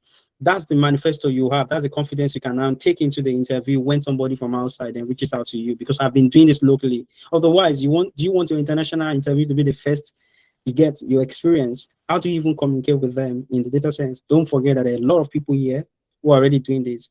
I'll give you another thing for you to know that you need to test yourself, is that your devices, your network, those simple things. Do you communicate on Teams? Do you follow your emails to be sure that you know they are communicating with you through your email? What communication channel do you use that you are used to? Sharing platform, collaboration platforms. Those are things that working in your local environment can start to teach you before you now get the international opportunity. So, Dr. Ron, if you're on the call, and if you're not, you can take the lesson. Dr. Ron is not on the call, sorry to cut you short. Yeah. Like we're talking about experience now, Dr. Victor. Yeah. There's a lot of people who genuinely, they just don't have that experience, or they just don't have that opportunity yet to gain the experience. That's why LCFA is here. Can you speak about the accelerator program that LCFA does? All right, good. So thank you very much. For the sake of those that are in the UK currently, because this what we created is actually specifically for you. If you're out there and you need real experience. Of course, I went through this myself, and I was searching for a place to gain the UK experience. I've built my exposure and expertise in Nigeria before coming, and it was a struggle. So what we built at LCFA is the bridge. We are trusted by organizations. We have data within the LCFA as a company, and we want to give you access to analyze these things to gain real experience. We want to stretch you with real analysis, something you can speak about at interviews. So we put up the real world thing for you, where you are within the NHS LCFA system. As a proper data analyst, you have a manager you are reporting to. You have core analytic problems that you are trying to solve. and it's broken down into sprints. That is, your month on month, week on week, you have deliverables, and then you have rooms where you present your analysis, share your insight. They get questions. They get questioned every time. This firstly helps you to fix the gap, which is the UK experience gap. So some of this, you through our partner Vividex, which is the consulting arm of my company here, you can actually have experience from them, and you can have Vividex on your CV once you have worked with them. Okay, and that firstly fixes that issue of UK experience. But you're not going to get that without working. So the idea is you're working on real stuff that builds your hands, and that is evident enough to be shown on your CV that this person has worked on this problem and you have solved this particular business problem, and then you go to interviews with that. Okay, like I said, added to that is now the positioning thing that we've been talking about. Now you have built evidences by working on real stuff. What about the positioning? We have LinkedIn sections, we have CV sections, we have framing sections where we're going to be connecting your past experiences to your current one, the newly gained experience, so there are no gaps on your CV. And then you can tell a story that is very connected, not disconnected story of how you've started, where you're coming from and where you are, and how you are the best candidate for this particular job. Then when you start applying for jobs with that CV that has been built, we also have some AI system that would help you to even make it better. So it reduces the labor that you are currently, putting on applying for jobs. Now you come back to the next thing. Now you're interviewing. You have mock interview sections that prepares you for the interview that you're going for. So you are going into the interview more confident. We are seeing the lapses. You're answering the questions already. You're presenting yourself, and we are saying, okay, this, you shouldn't say this. This is how you should say it. Okay. We are helping you to heal from the stage fright and that particular thing that makes you, shiver at interviews. And from there, this is Onidamola came on the call earlier, and you can tell how confident she is in her skills. And we're able to help you know what is the right thing to position for. Okay. Don't just throw away those things you have built before. So you are no longer lost in the midst of all the candidates. You are standing out. Good. And so all that. And then the added one is after you secure a role, you are still holding your hands, which is like the one that even knocks it off for everybody. So we're not leaving you at the stage one where, okay, now you have been onboarded into another organization, and then you're trying to find your way. Because our success is not only that you got a job, is that you are doing well in your role. And I share that testimonial on LinkedIn that between last 3 months till now, we've had people who have gotten roles and have been promoted. A lady within a month, she got an assistant, a manager role, and another one got a senior role. That's part of the support that you get. So from no experience to real experience, to positioning for jobs, to interview support, okay, and then to support on the job, which we call ongoing support on the job. Thank you very much. Is that all you want to hear about SLFA? Thank you so much, because we really needed to talk about that, because there are people who genuinely, it's that experience that is the problem for them, and they don't know how to go about it. And that's why I really wanted you to talk about it. The LCFA is here. Vividex is here. He's also the founder. Dr. Victor is also the founder of Vividex, right? He's a partner company, right? So you have a place to gain that experience from. You can actually also put it on your CV, because some people too, they don't have that company to put on their CV to show that this is where I have worked. But the fact that you can have LCFA on your CV, you can have Vividex on your CV. And it's not just having it on your CV, because when you go through this program, you are able to talk about all the projects that you've worked on. So that anytime you walk into an interview, you can defend every line on your CV. So thank you so much for that, Dr. Victor. So we'll go to the next question. Did we finish answering Grace's question? I think, I was hoping that Dr. Ron could answer. I think I've answered those questions in one. Okay. I say, how do I get involved in a real project, and how do I align these skills to experience in the UK job market, which we have been talking about? Exactly. Do the market analysis, you will know what UK is asking for, and then position yourself on LinkedIn for opportunities within the space. Amazing. But before we get to the next question, guys, this comment section is so, what are you guys sleeping? Please let's know, how is the session? Hope you guys are not sleeping. I'm going to come to everybody's houses and know if you guys are listening to us. Please let me know, how is this webinar going for you so far? Are you gaining something? Are you learning? Are you going to take action, or are you sleeping? Oh my, thank you so much. Olumayowa says, very interesting. I am learning.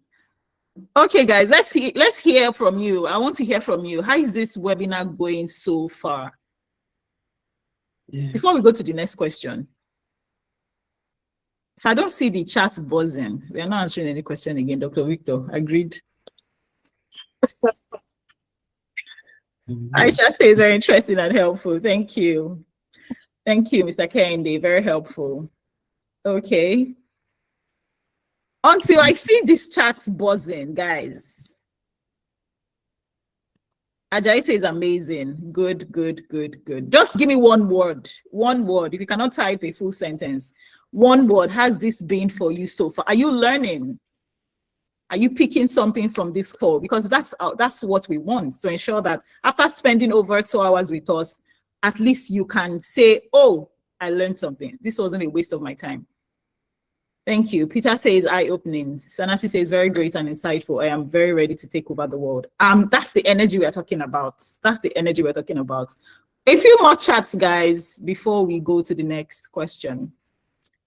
A few more. Very helpful. Shocking at some points, Lord. Wow. Eye-opening. Okay. Thank you so much, everyone. Thank you so much. Okay, we can go to the next question. I think Uchenna is in next. Hi, Uchenna. Peter. Yeah. Let's not forget. Hello, Christina. hello, good evening. Oh, Christina. Yeah, we'll come to her. Let's have Uchenna. Okay, sorry. I'm so sorry, Christina. After Uchenna, you're next. Okay. Hello, good evening. Hi.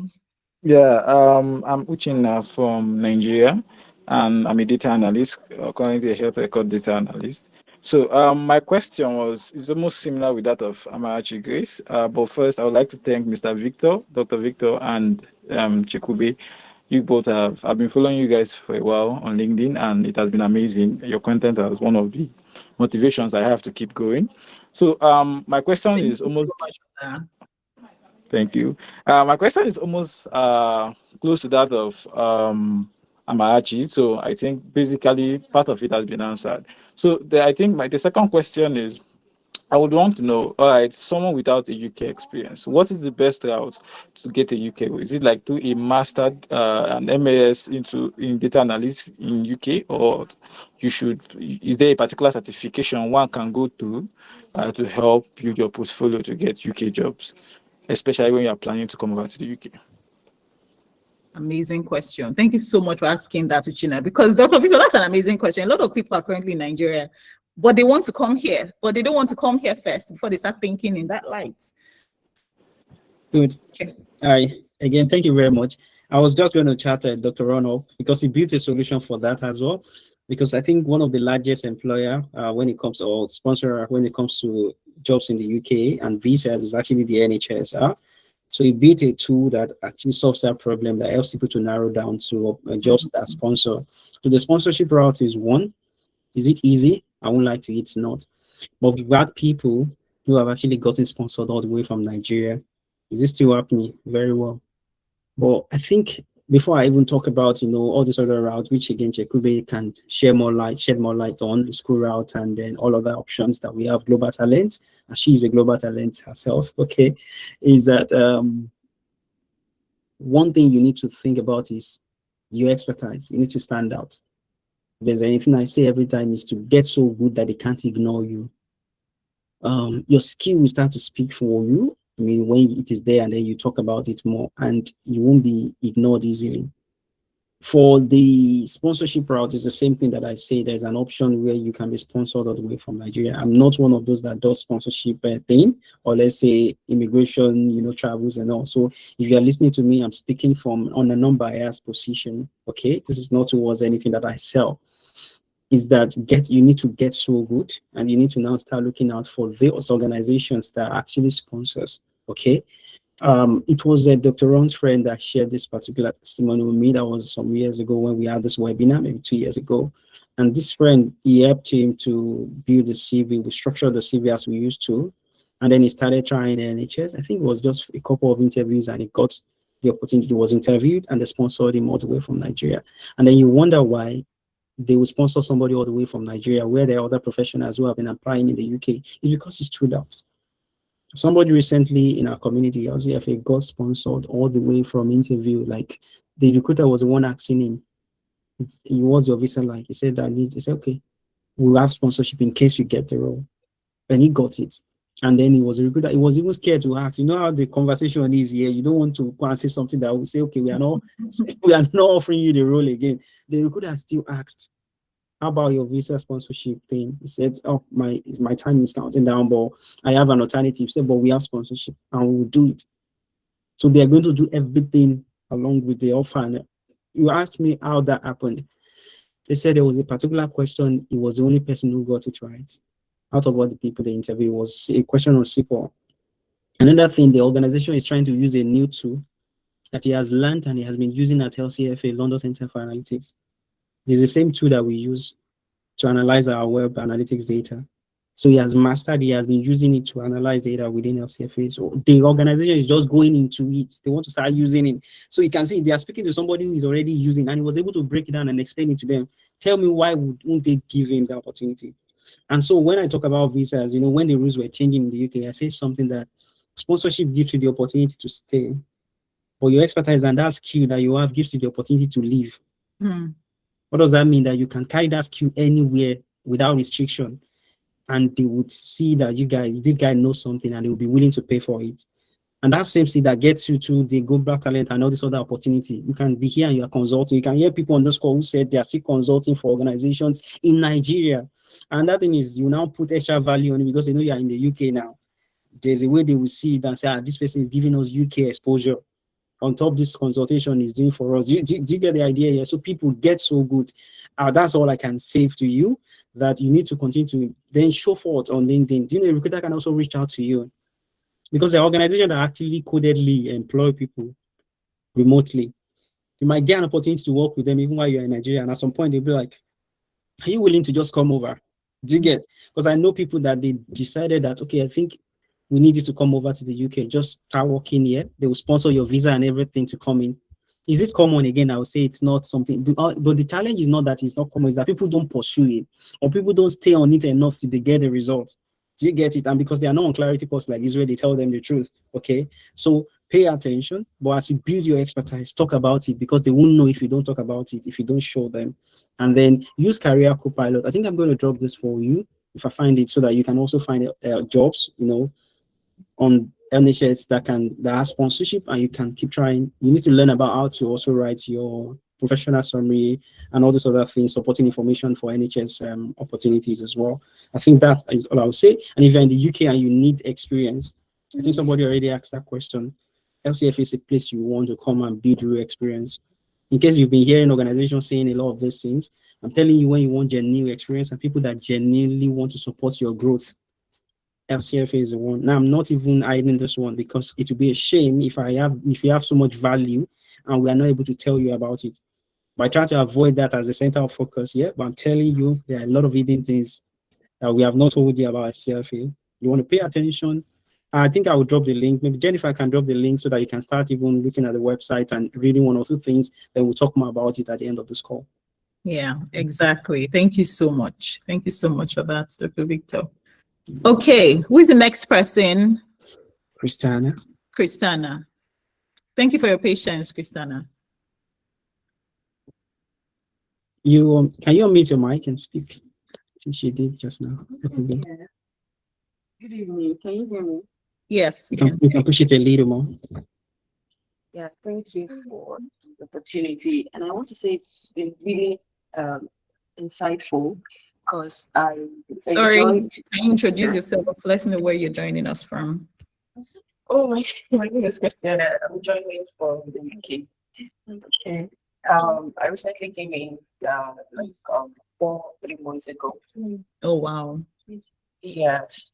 So I have some series of questions, but just to go straight to the point. I'm actually on master's here in the UK, and I'm an accountant from Nigeria. So I decided that I have a goal, I have a focus. Yes, that after graduating, I don't just want to be a normal worker earning 35,000, just as the doctor said. So I see myself as starting as an assistant finance director. So my question is this: I attended NHS Band 6 interview as a student, and I was asked a list of questions, which I believe I answered very well. But at the end of the interview, I felt I was on the asked questions, like what I prepared for. And aside from the performance, I think there's something else that's not really being talked about because we could do all we know, all we can, how we can, present and all that, or still not get the job. Another question is, when doctor was speaking, he said something about some people feel they are overqualified or they are underqualified for a job. Now, there are series of interviews that are rolling, and I see them asking questions on what do you have a GCE or enhanced DBS for a senior finance role. Now, it is safe to apply and say, okay, I have my own level and I have enhanced DBS. But my question is, when it comes to the time for interview, of course, I wouldn't know what other applicants do have, maybe they even have a PhD or a CFD.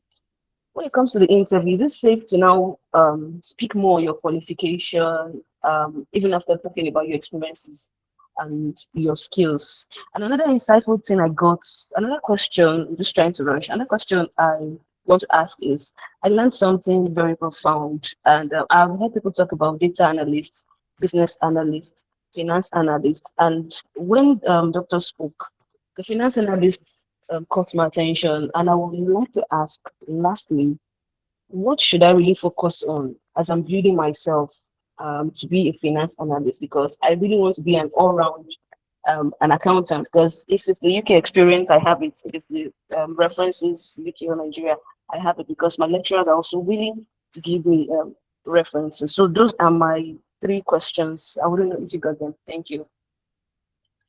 Thank you so much, Christiana. Thank you so much.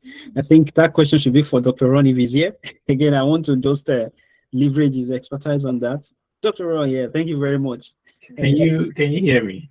Yeah, very well. Thank you. So I was a bit distracted. So based on the interview part, right? So again, like you said you prepared, but you felt the questions they asked you was not maybe at the level of your preparation. So a lot of roles will take you by surprise because this is another industry entirely. And that tells you that most times the focus might be on, how good does this person integrate with the rest of the team? Because they're trying to look at your soft skills, all those interpersonal skills, communication, presentation, writing, and how do you blend well with the rest of the team rather than can you write queries very well? Can you do Python scripts or all those technical bits really? So I tell people when you're doing your prep work for your interview, it has to be a very balanced preparation against both the soft skills and both on the technical side of things so that you're not caught unawares. Because like where we are coming from, a lot of us are focused on, how many qualifications we have, PhD, MSc, Kiniko, and all of that. But here, I'm not saying it's useless, but people are more focused on what can you do and what have you done. You're coming into a job. I'm not asking you if you have 10 PhDs. Those 10 PhDs you have, how does it translate to the problem we want to solve in this role? And I think that's how you want to be looking at those interviews per se. And again, the STAR approach, I don't know if I've been dipping in and out of this conversation. I don't know if it's been covered. Most of your interviews has to follow that pattern. What was the situation? What was the task? What was the action? What was the outcome or the result? And you can even stretch it a bit further to say what your reflection or learning was from that particular experience. So whatever question you ask, it always has to follow this format, because what you're basically trying to pass the messages across, that there is no scenario you guys are painting that I've actually not encountered. That is what you're basically telling them. Somebody tells me, can you tell us of a time when you led a project end to end? I expect you to tell me what was the project, what was the rationale behind that project. Then you on the team yourself, what did you do? It's not what did we do as a team, it's what did you do as the team. So if you're maybe the project support analyst or project communications leader, whatever it is, that is the focus at that point in time. What did you do within that team? Oh, I led the meetings, I chaired the meetings, or I ran the sprint sessions, I made sure documentation was accurate, I did this. That is what we are looking for. Right? Situation, task, action. Then your result. And this led to, we deliver the project on time, or we achieve, 100% uptime. Whatever the outcome of your actions were, you need to tell them, because that is what they are tracking.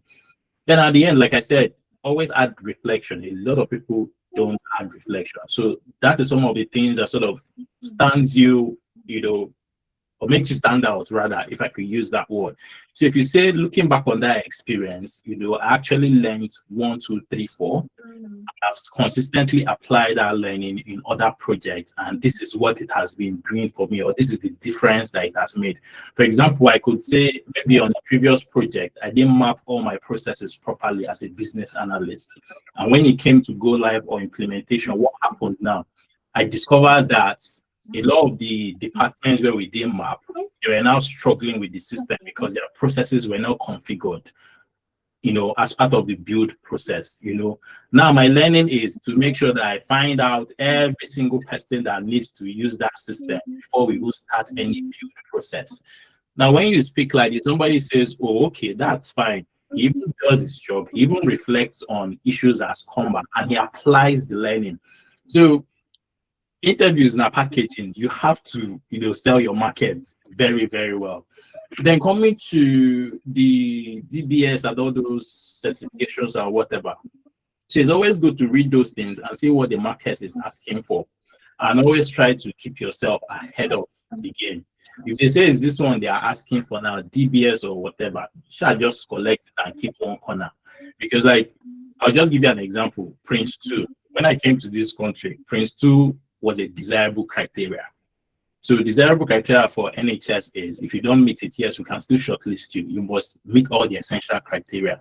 But now Prince 2 is now appearing as an essential criteria for shortlisting, meaning if you don't have it, nobody is shortlisting you. So if I'm seeing that as a trend, wisdom tells me, oh, okay, if I'm going to play in this space, I just quietly should go and get my Prince 2 and keep it one corner, just to be eligible to get into that room to even discuss, what your career or what your capabilities are, all of those.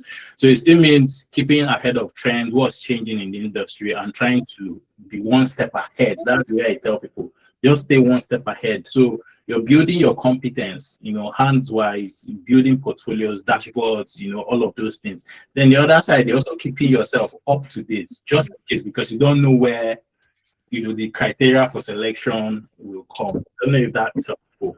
Thank you. Thank you so much, Doctor. Thank you, Dr. Ron. Thank you so much. And I think I will share your profile as well so that people can. Dr. Ron is the one that built Career Copilot, and it's a tool that was built basically initially on NHS jobs and roles and opportunities within the NHS, where you can just go and then put your profile there, your CV, and it will check you out to see how ready you are, tell you your skill gaps at the same time, and be able to even draw out opportunities for you, some of which you can discover many other things that you don't know about the NHS there. And thank you very much for providing that too. And interestingly, LCFA is one of the partners. So we provide the solution when it comes to training people on data, while Career Copilot bring the opportunities to you and help you to show what you're missing and what you need to go after. Yeah, so for the second part of our question, she asked about what she should look out for when I mentioned finance analyst roles. And I did the research on that because somebody reached out a while ago, and this part of the clarity sections that we have. And then I asked a person to do analysis of 30 jobs in the market for financial analyst roles in the UK and tell me what are the things that are currently being asked for or frequently appearing. And she was able to get that. When it comes to requirements, Microsoft Excel is actually very important. 25 times out of 30 jobs show them. Then analytical thinking, financial analysis and reporting appear 23 times out of 30 jobs, and then financial modeling 9 times, and then BI tools, which is business intelligence, to appeared 9 times. I know there's a lot. Then the ones that people would think they need to have, which is ACA, ACCA, all these finance certifications, accounting qualification, only appeared 5 times. Sometimes they are desirables or good to have, but people will hold themselves down because they don't have that particular one. Meanwhile, there are other things that are more important, which are the things I mentioned earlier, They're now followed by all these other things: ERP, supply chain, communication, balance sheets, and accruals. Those things are just in position. So the next thing you need to do is to understand the job market. Then when it comes to frequency, they want you to be able to, common job descriptions. They want you to be able to do reporting very well when it comes to financial analysis, presentation and performance analysis, revenue, and let's say vital cost control. You need to know all those things as well, KPIs. But let me say this to you, while I'm listing all those things, the wrong thing you do is to take all of them and then start running after them. You need to actually know those things yourself, which is to look at the job market, analyze the job market by going on LinkedIn. That's a common thing I ask people to do. And this is the same thing I make them do on my clarity course. Go on LinkedIn jobs, copy 30 jobs, the names of the job, financial analyst, just type it in search box on LinkedIn, and then look at the job description, copy everything, look at the requirement, copy everything, put them in an Excel sheet. If you throw it at ChatGPT or Claude, they will analyze everything to you and they will tell you these are the things, this is the pattern. With that already, you have a roadmap. So you are putting your CV side by side and you're looking at it. What do I have and what do I lack? What is the market frequently asking for that I don't have? And that tells you everything you need to know. So even if you are jumping on a program, maybe like the one we do at LCFA, you already know what you are going for, what you want to go and fix.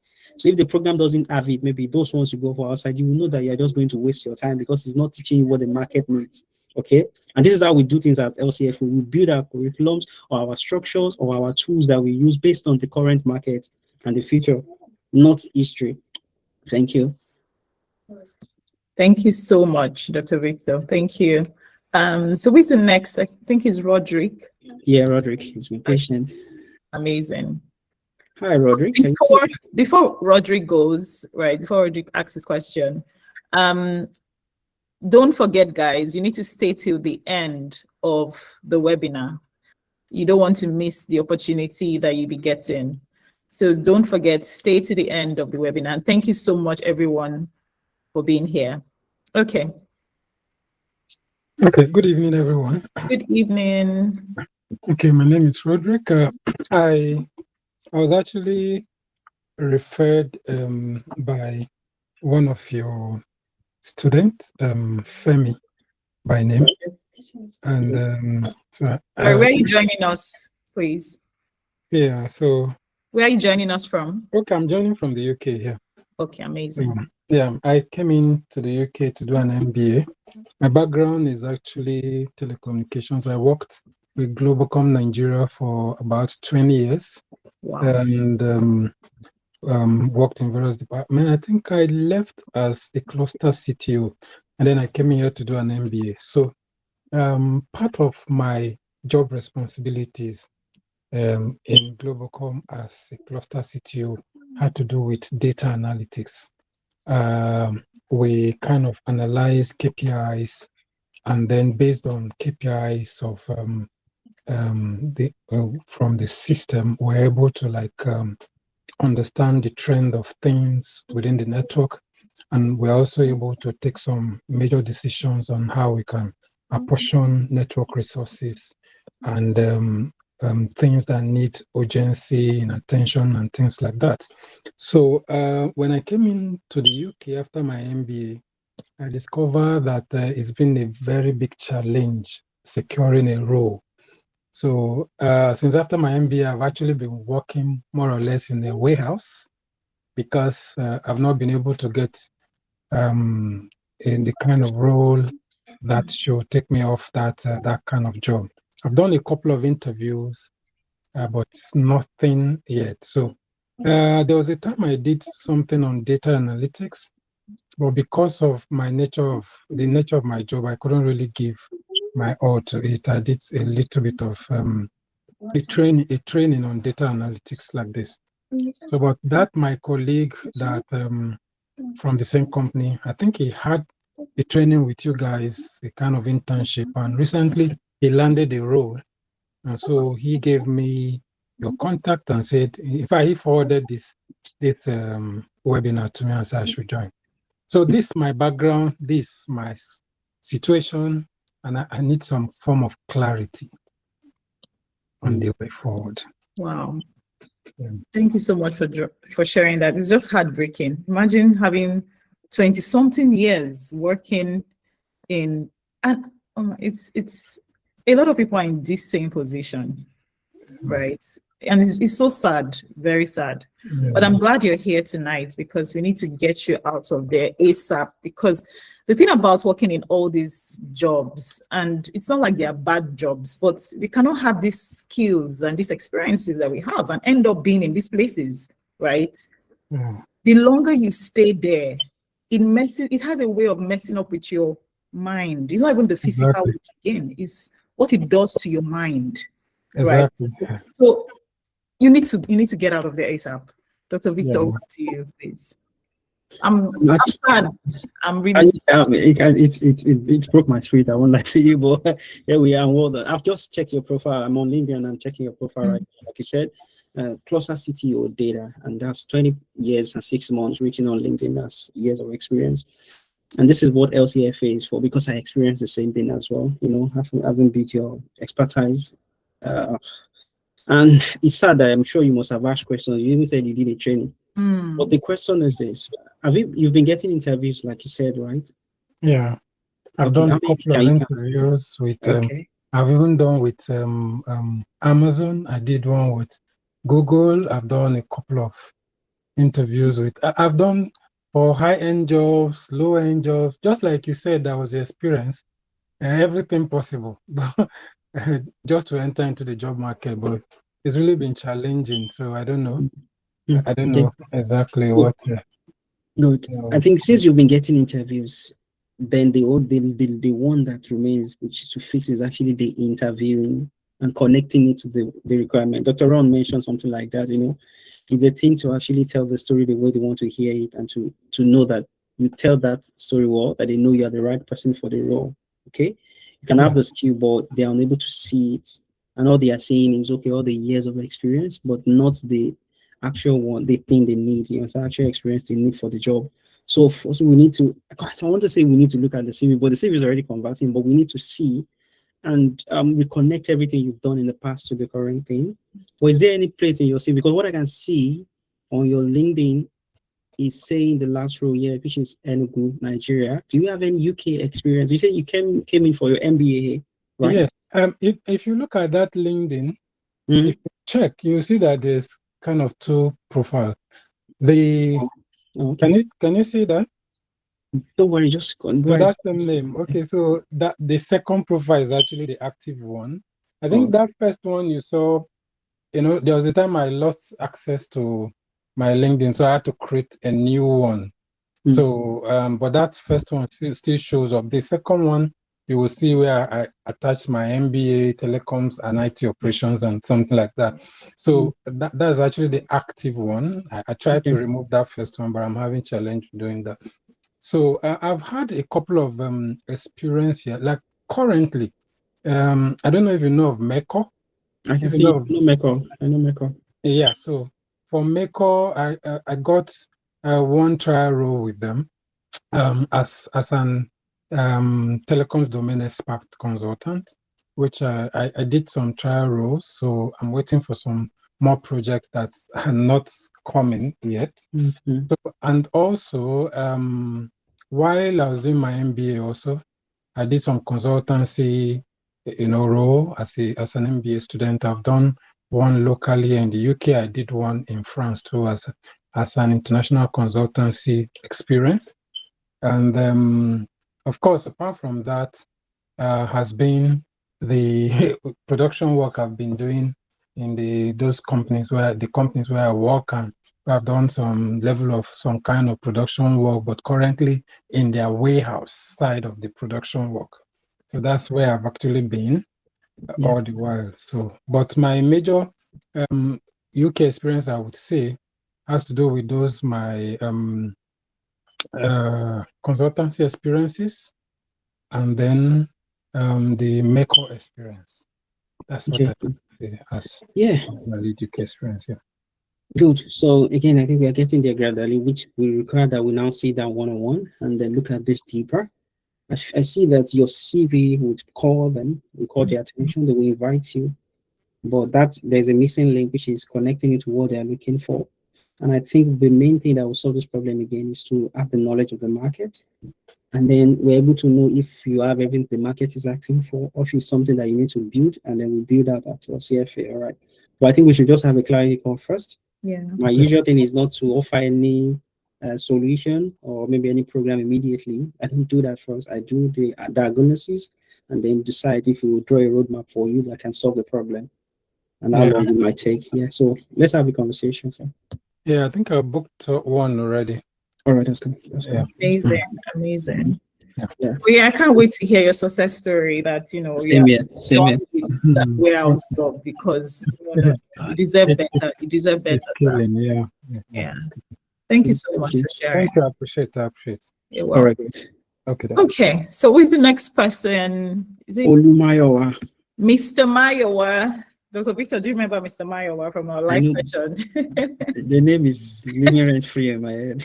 Hello, Mr. Mayowa. Oh, God. Hello, Mr. Mayowa. Are you here? Okay. Maybe while we're waiting for him, let's take the next person. Mr. Mayowa, can you hear?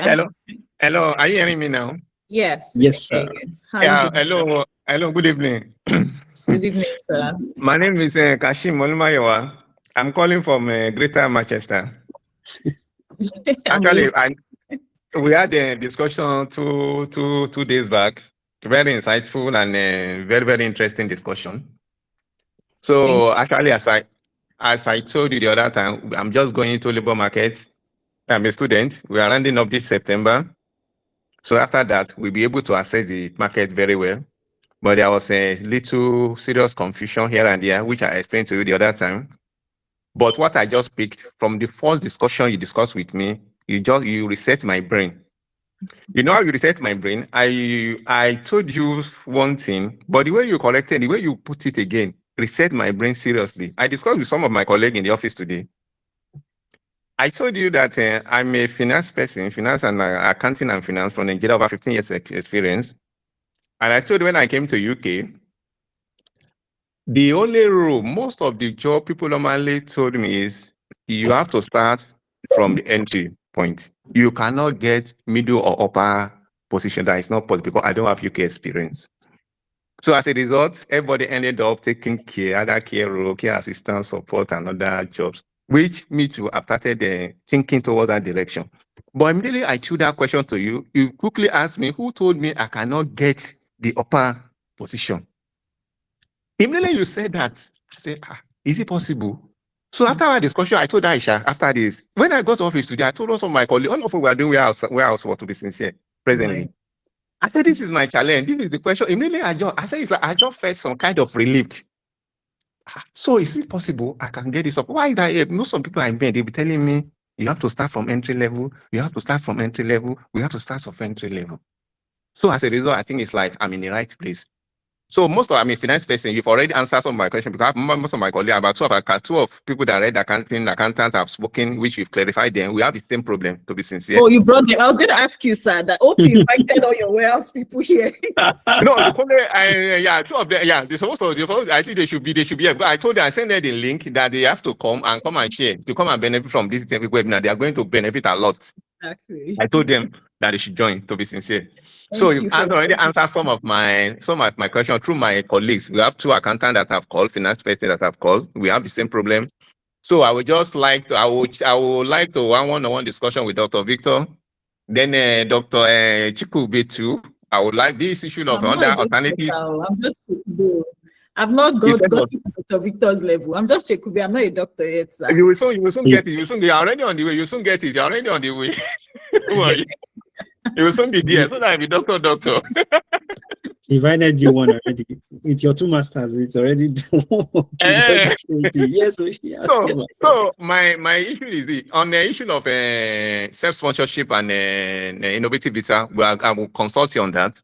For Dr. Victor too, on the issue of my line, we have to see how we can refine it so that I'll be in better position too. Because if possible, I want to take the two concurrently together and see how the two can work together. I don't want to leave any chances on top. So at the end of the day, I want to see. So I will both engage the two of you at the same time. Please, at the end of the day, we are going to talk one-on-one. So that's just it. I don't have much to say. You've already covered most of my question through my other colleague that called in finance line. Thank you.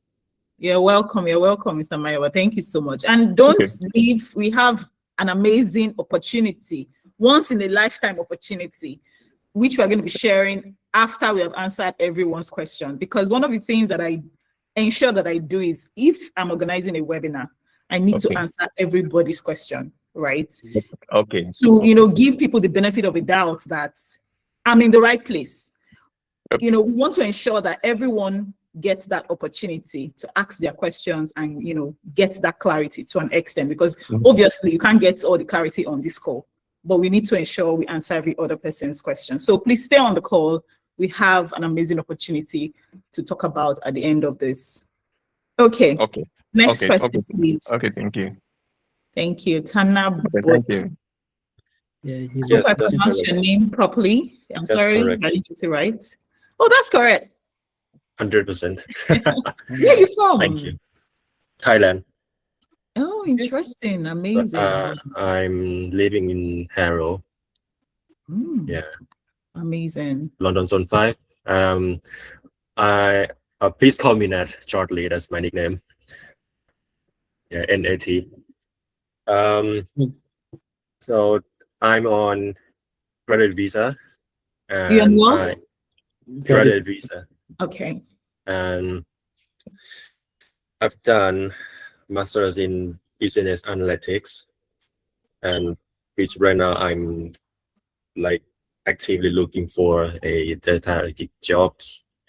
Yeah, I mean, like on the like during the webinar, you said that like don't attend any online course, which I've done that. Yep. But I can again some hard skills like SQL, Tableau, or what else?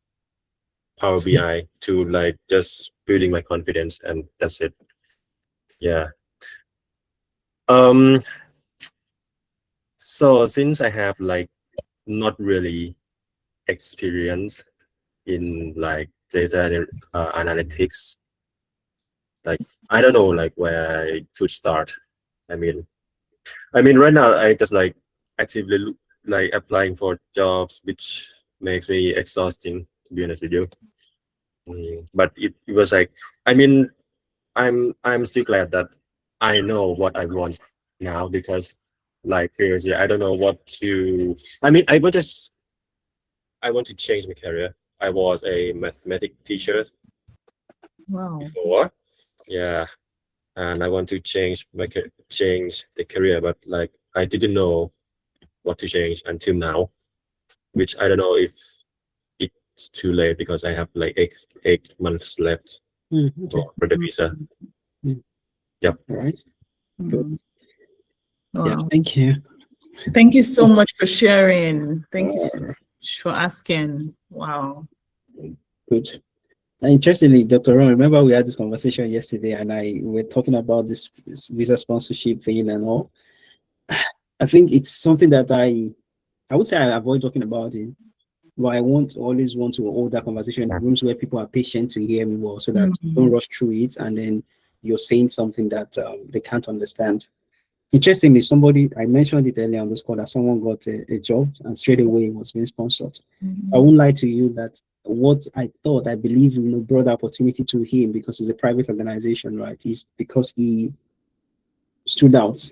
Meaning you must have experience that is solid enough that they can tell. Now, solid experience doesn't have to be years of experience. You can have 3 months of experience and it's solid. What you've done within that 3 months is actually massive. And somebody can say they have 10 years of experience and they've just been moving stuff around within Excel.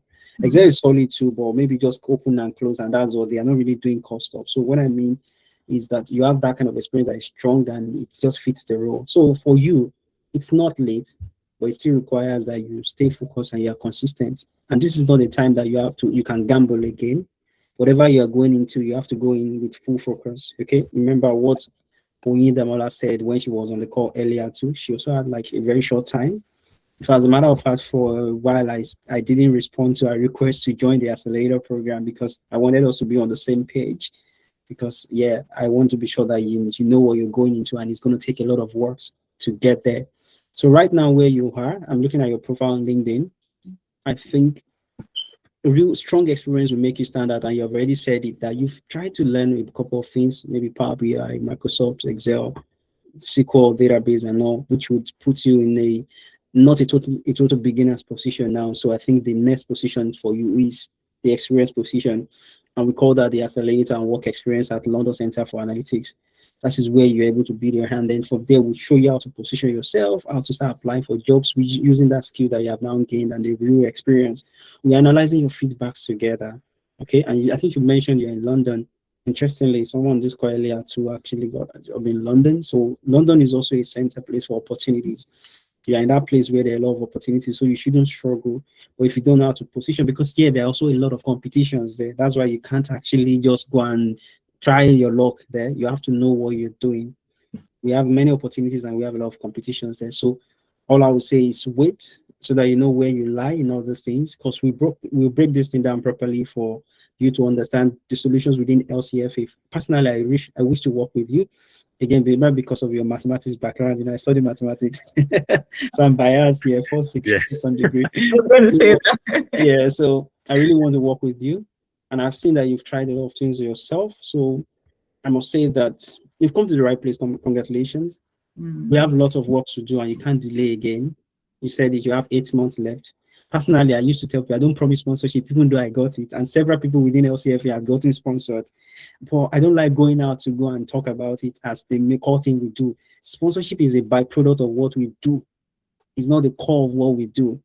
But what we do is something that will eventually get you what you are looking for. You get a job and eventually position you for that, opportunity to get sponsored. That's the way I pitch it. That's the way I talk about it. So when you don't have a lot of time, I usually think, okay, can you really do the work? We are not going to spoon feed you.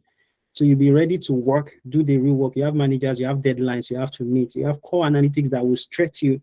But that stretching is something that will make you more confident and stand out at interviews. If you're open for it, then let's go. Okay, but if you're not ready, LCFA is not for you. This is not for everybody. I think it's everybody on the call who is showing interest in joining us at LCFA. We are not for everybody. We are for those that want the results. You can see the caliber of people that is talking. It's not about the years of experience, it's about your readiness. But we actually position specifically for those people that are underemployed with years of experience behind them, and they are just losing credibility. They are struggling to earn what they ought to earn, and they are losing, those things just because they are in the wrong role. However, if you are inexperienced as well, you are starting from the beginning, we have a place for you as well. We have managers, tutors who are willing to hold your hands properly and drag you, not even, drag you into what you need to become.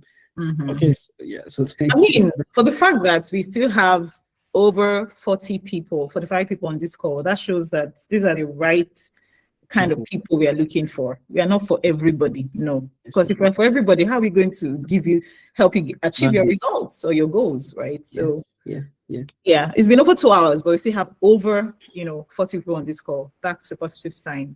Thank you all for being here. Okay, so I think the next person is Taiwo Williams. Yeah, Taiwo Williams. Just quickly, guys, let's just get to the question. Thank you so much. Hi. Hi, good evening. Hello. You can hear me? Yes. Perfect.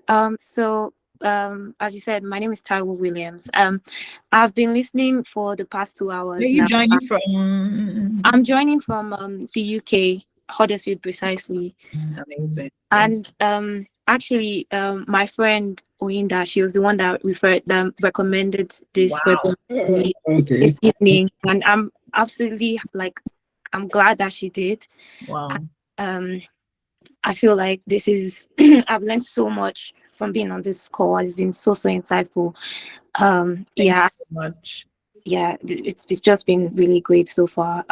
But yeah, with that being said, so I'll give a bit of context. So I'm a recent graduate, and I studied logistics and supply chain management, and I've had a year-long industry experience as a supply analyst for a Fortune 500 company called PPG.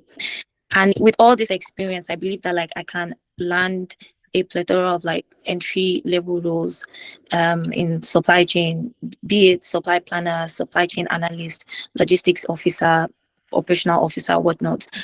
but somehow I've been like applying for jobs, and I've just been met with a lot of rejections, and it's gotten to the point that I've gotten quite discouraged, and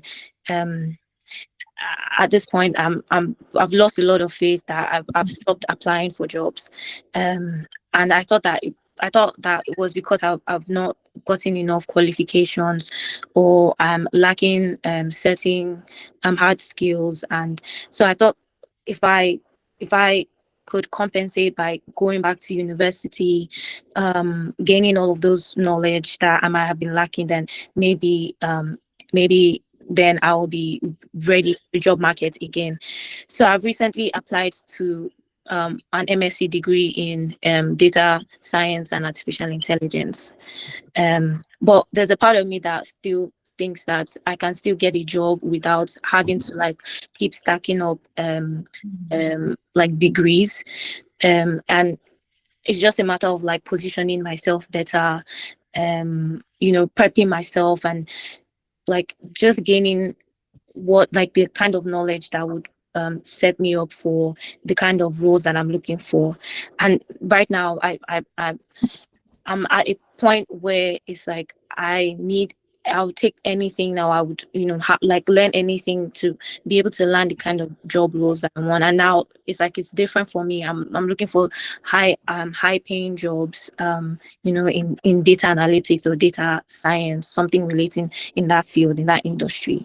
So I guess my question is like, how would being a part of your community, how would that what kind of how would you help me from ground zero to because her story, my friend's story really inspired me and made me believe that if she could get it within 2 months, then it's definitely something that is attainable for me as well. So what kind of help do you offer to be able to secure the kind of job roles that I'm looking out for?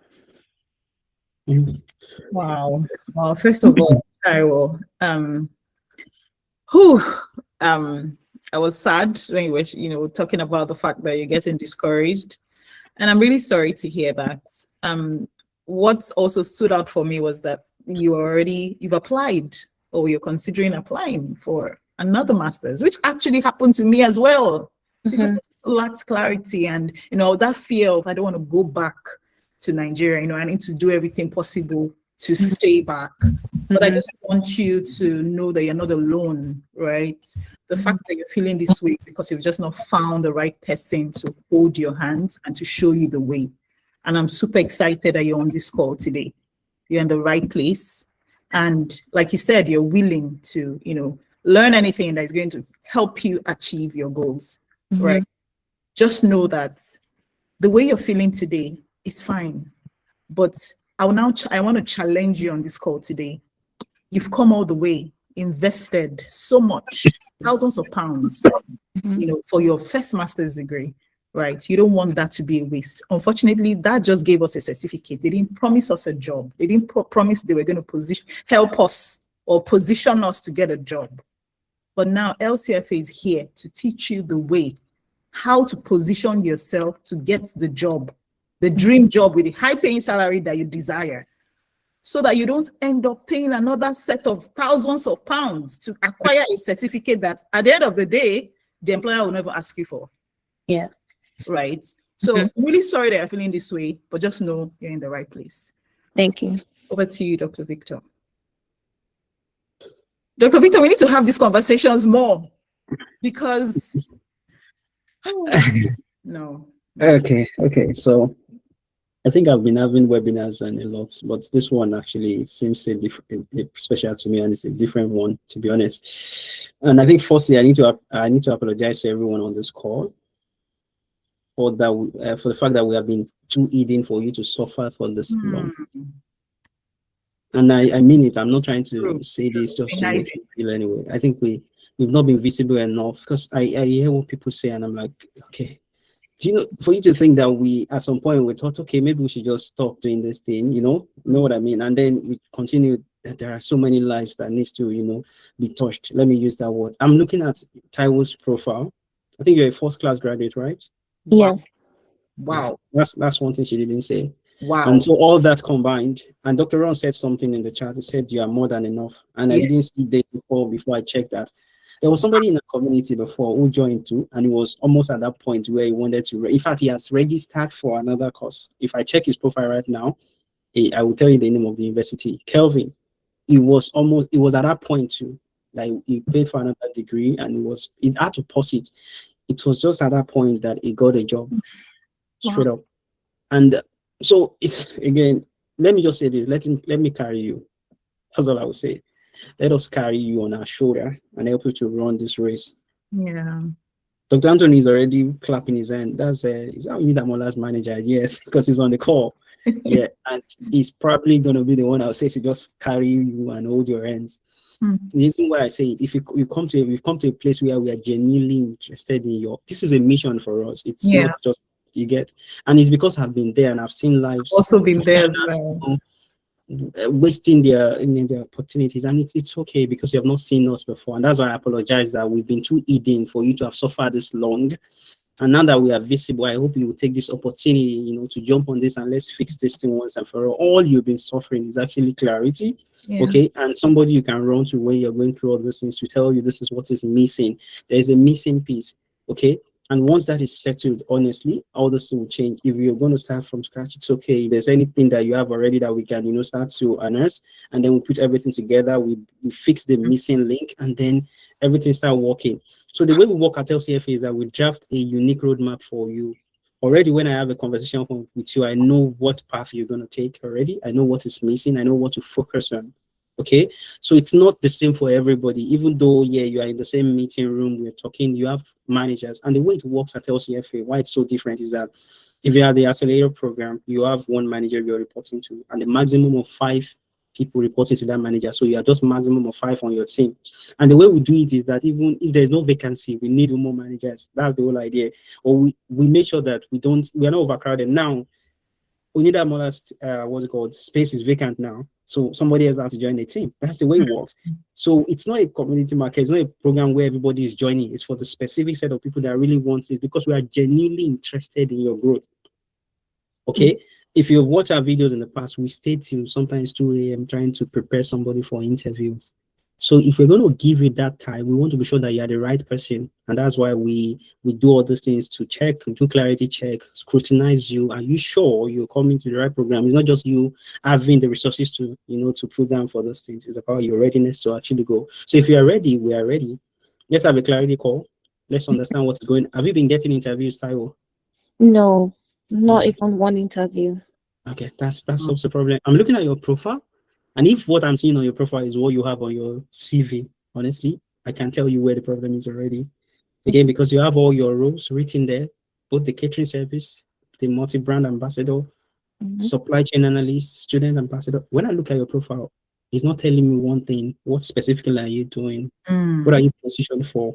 I said that earlier that we have so many things that we put together. So your profile is confusing the people that would, call you, just like going to a doctor and then on the profile it says a carpenter, he has been a tailor, he has been, and he just has all sort of things there. How much can you trust that person's experience when they think they are this particular thing? So the whole idea for anyone who is still here on this call is to be able to show consistency in a particular thing, okay? And then let your story then lead to where you want to go and the market that is looking for you. If they see, they should be able to say, oh, I found something, then I'm coming for you. It happens a lot at LCFA where recruiters reach out to people, including myself, and say, I found your profile and it stood out to me. Are you willing to consider this role? This is somebody who 4 years ago, I was literally searching for opportunity. Now recruiters run after you and they're using opportunities to search for you. Like they're saying, this is it, you are the right person for this role. My current role was a recruiter that reached out herself. Even when I was trying to turn myself down and say, no, I think I'm not fit for this role, said TV. When I got it, I was just not really serious. I was just looking, and then it happened. Do you get the point here? So sometimes you don't know what we carry, but if you don't position it very well, we think we are not enough. And Dr. Ron said it, you are more than enough. You have more that you are not showing, okay? So let's put this together, schedule a call again, we look at this. So honestly, you are not getting interviews, it's your CV and your profile. Those things once you're getting interviewed, then if you're not getting the job, that means it's your speaking, your experience, and how you communicate it. Simple as that. Yeah. Thank you so much. You're welcome. You're very welcome, Tyrell. And I'm rooting for you. I'm wishing you all the very best. Thank you. We'll on here and come and share our testimony. Yeah. Thankfully. Thank you. You're welcome. Aisha, let's go. How are you doing, Aisha? Hi, good evening. Hi. Okay, my name is Nuruddin Aisha. I'm a student in the UK, and I'll be done with school in like a month. We had a discussion on on gaining clarity on my work and stuff. Let me give you a better introduction because I think I missed a few things the last time. Okay, so I don't know, should I pause for Dr. Vito to be here or can I continue? I'm sure he's here. You can listen and hear. All right, perfect. Okay. So I'm a caterer, a baker, and an event planner for 7 years. But in between that, I did a job on telecommunication to improve my communication with clients and all of that. So according to the call we had the last time, he pointed out some skills that I have that I didn't know. So it's more like an update and more like seeking an advice or assistance, basically. So I went to ChatGPT, put in my experience, what I can go for, what is beneficial for me. And it gave me project management as an option. Well, when I went through the requirements, everything that is involved, the skill, the job titles and everything, it kind of aligned with what I've been doing for a very long time. Like it kind of makes me comfortable that okay, if I go into this line, I would excel in that, basically. So now what I'm seeking advice on is that how do I move? How will I explain this thing?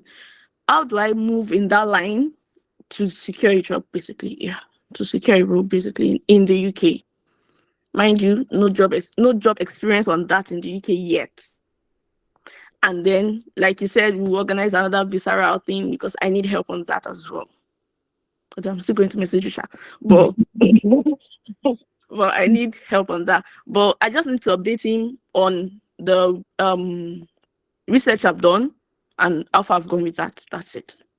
Okay, you need to update Dr. Victor. Dr. Victor, yeah, please. She needs to update you. I've been boring in space, so I need that to relocate. Don't let me confess. Yeah, but I'm here. Dr. Ron is on the call in case he wants to ask something. He said be right back. So okay. It's not on the call, yeah. Just to say if that's the case. Now, thank you very much for something. I'm going to turn on my camera soon. I just want to be sure that you can hear me clearly. Now, you said, yeah, in the last meeting, I said you should put some things on ChatGPT, and I'm glad that you did. And that is one of the things I said, that when people really take instructions and they just act on it, because sometimes it's not like these things are new when we talk about them, but I think because there's quite a lot going on and a lot of information, it's as if people don't just act on them, and that is why we are missing opportunities. There's too much. She acted on it, just for context sake, for those who don't know what she was talking about. We had a live TikTok section and she said everything about what she has done. Interestingly, when she started talking, I noticed that her construction is now different. The way she spoke about herself. Yeah. I'm a teacher of so many years. I've been an entrepreneur 7 years. And I'm like, this is how it is. When you find clarity, you're able to speak about yourself the right way. You stop talking about like somebody who doesn't have experience. Now you know those things are valuable, and that shows in your confidence the way you spoke about it just now. And that's what we're saying. Thank you. So, placing all those things on ChatGPT gave you clarity already. If I was to advise you the last time without asking you to do that thing, I could have told you to go for data.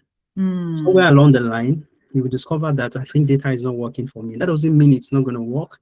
Or you discover you are forcing it. You're passionate about something else. Do you get it? Yes, that's right. Now you know.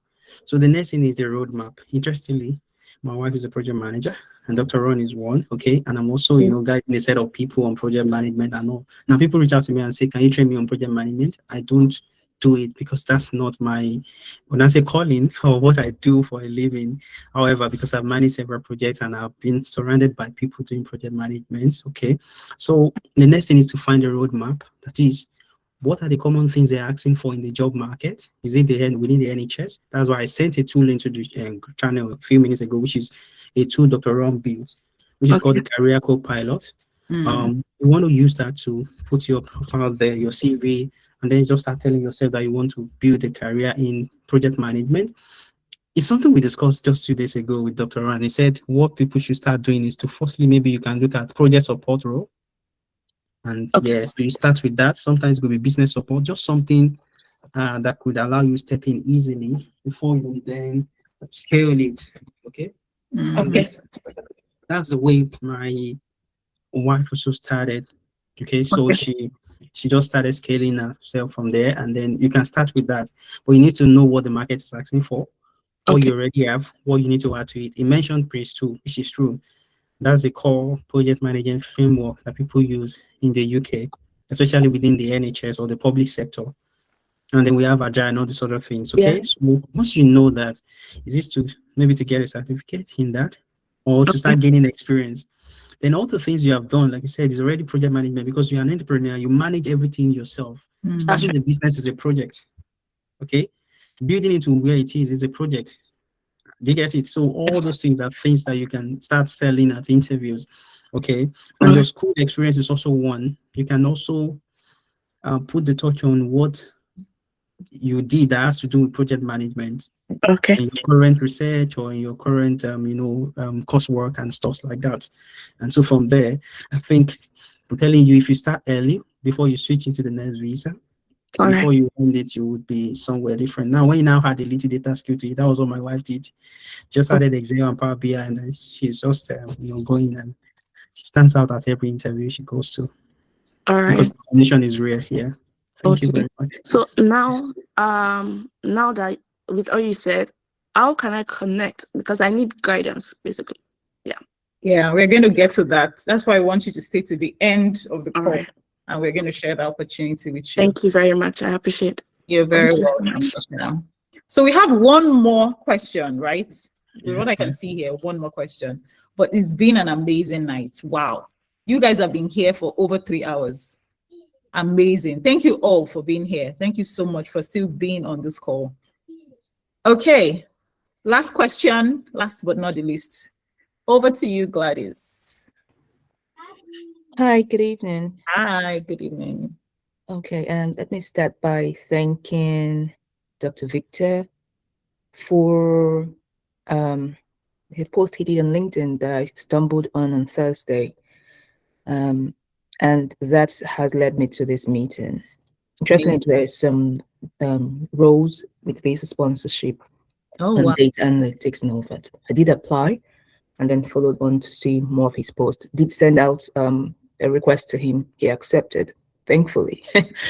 So I'm happy to be here. One thing that does bother me and why I'm— Sorry, where are you joining us from? Apologies. I am calling from Scotland. Amazing. Good. Yes. How do I begin? I have a BS in statistics, right? And coming from Nigeria, I have quite a mix of experiences from different sectors, from banking to HR, and I've always been, again, I have a BS in statistics. I've always loved data analytics. And so that brought me to the UK to study business analytics. And in the course of my master's program, I did intern and I did some work with data analytics, which made them retain me for that bit for a few more months and all of that. Where I currently work, I came in as a customer service advisor, but working as a data analyst currently because that gap existed, and they knew, somehow my line manager knew that I was very passionate about data analytics and I've been training myself and all. I have gotten interviews. I have gotten recruiters reach out to me almost every week. Most of them, because I need visa sponsorship, would not proceed. Most of them will ask for my CV and then abscond. It's a mix and it bothers me. I have a very short timeline. Currently, I'm on my graduate visa expiring in January, and I have not secured a job. It's quite frustrating, and I'm just asking myself, I have optimize my LinkedIn profile, optimize my CV. I've paid for courses. I've paid for all of these to happen. Still not happening, and I'm just wondering. So what is missing? Why do you reach out to me on you look at my profile, it's good enough for you to reach out. My profile is not very different from my CV. So what am I missing? And that is why I decided to just ask. Perhaps there's something that could just a little different idea that I may not have considered or I'm just not seeing. Yeah, that's my question. Thank you.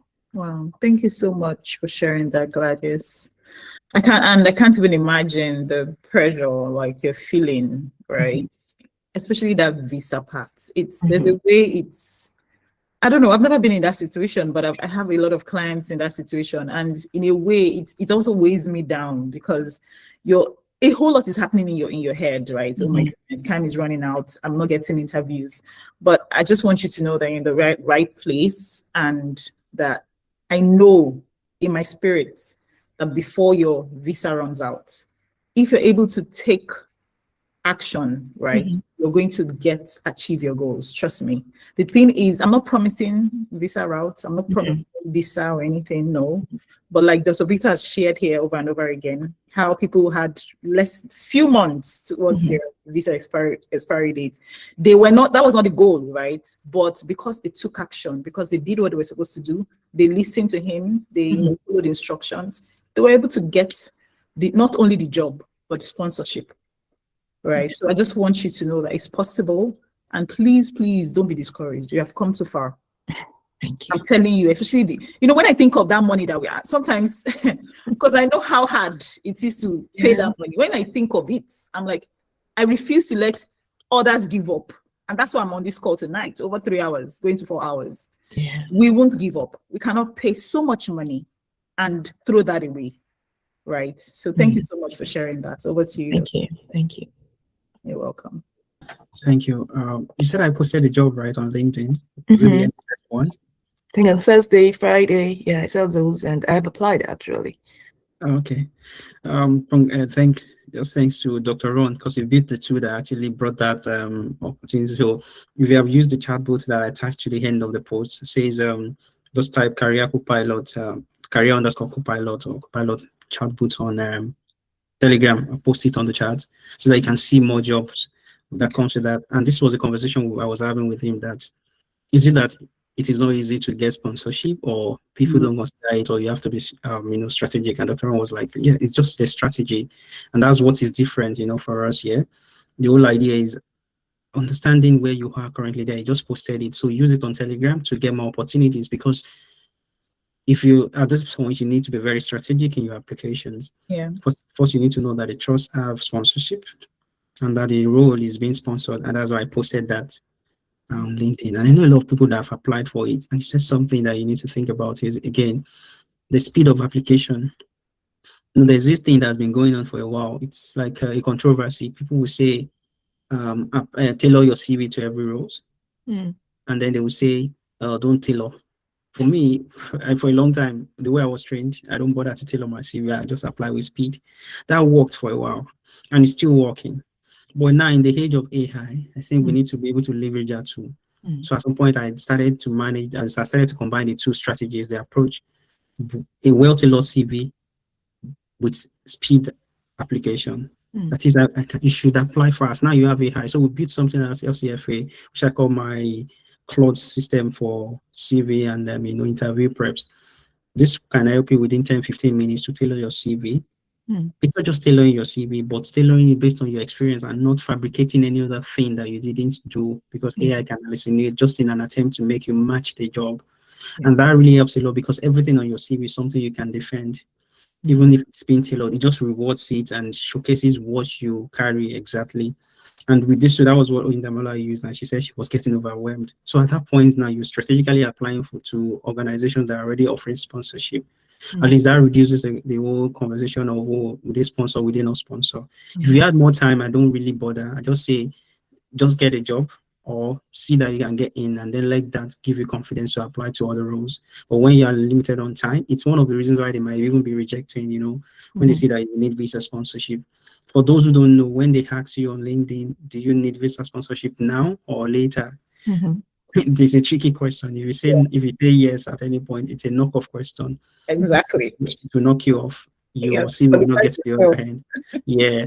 And it's a tricky one to say now or later, even if you don't need it now, but you need it later.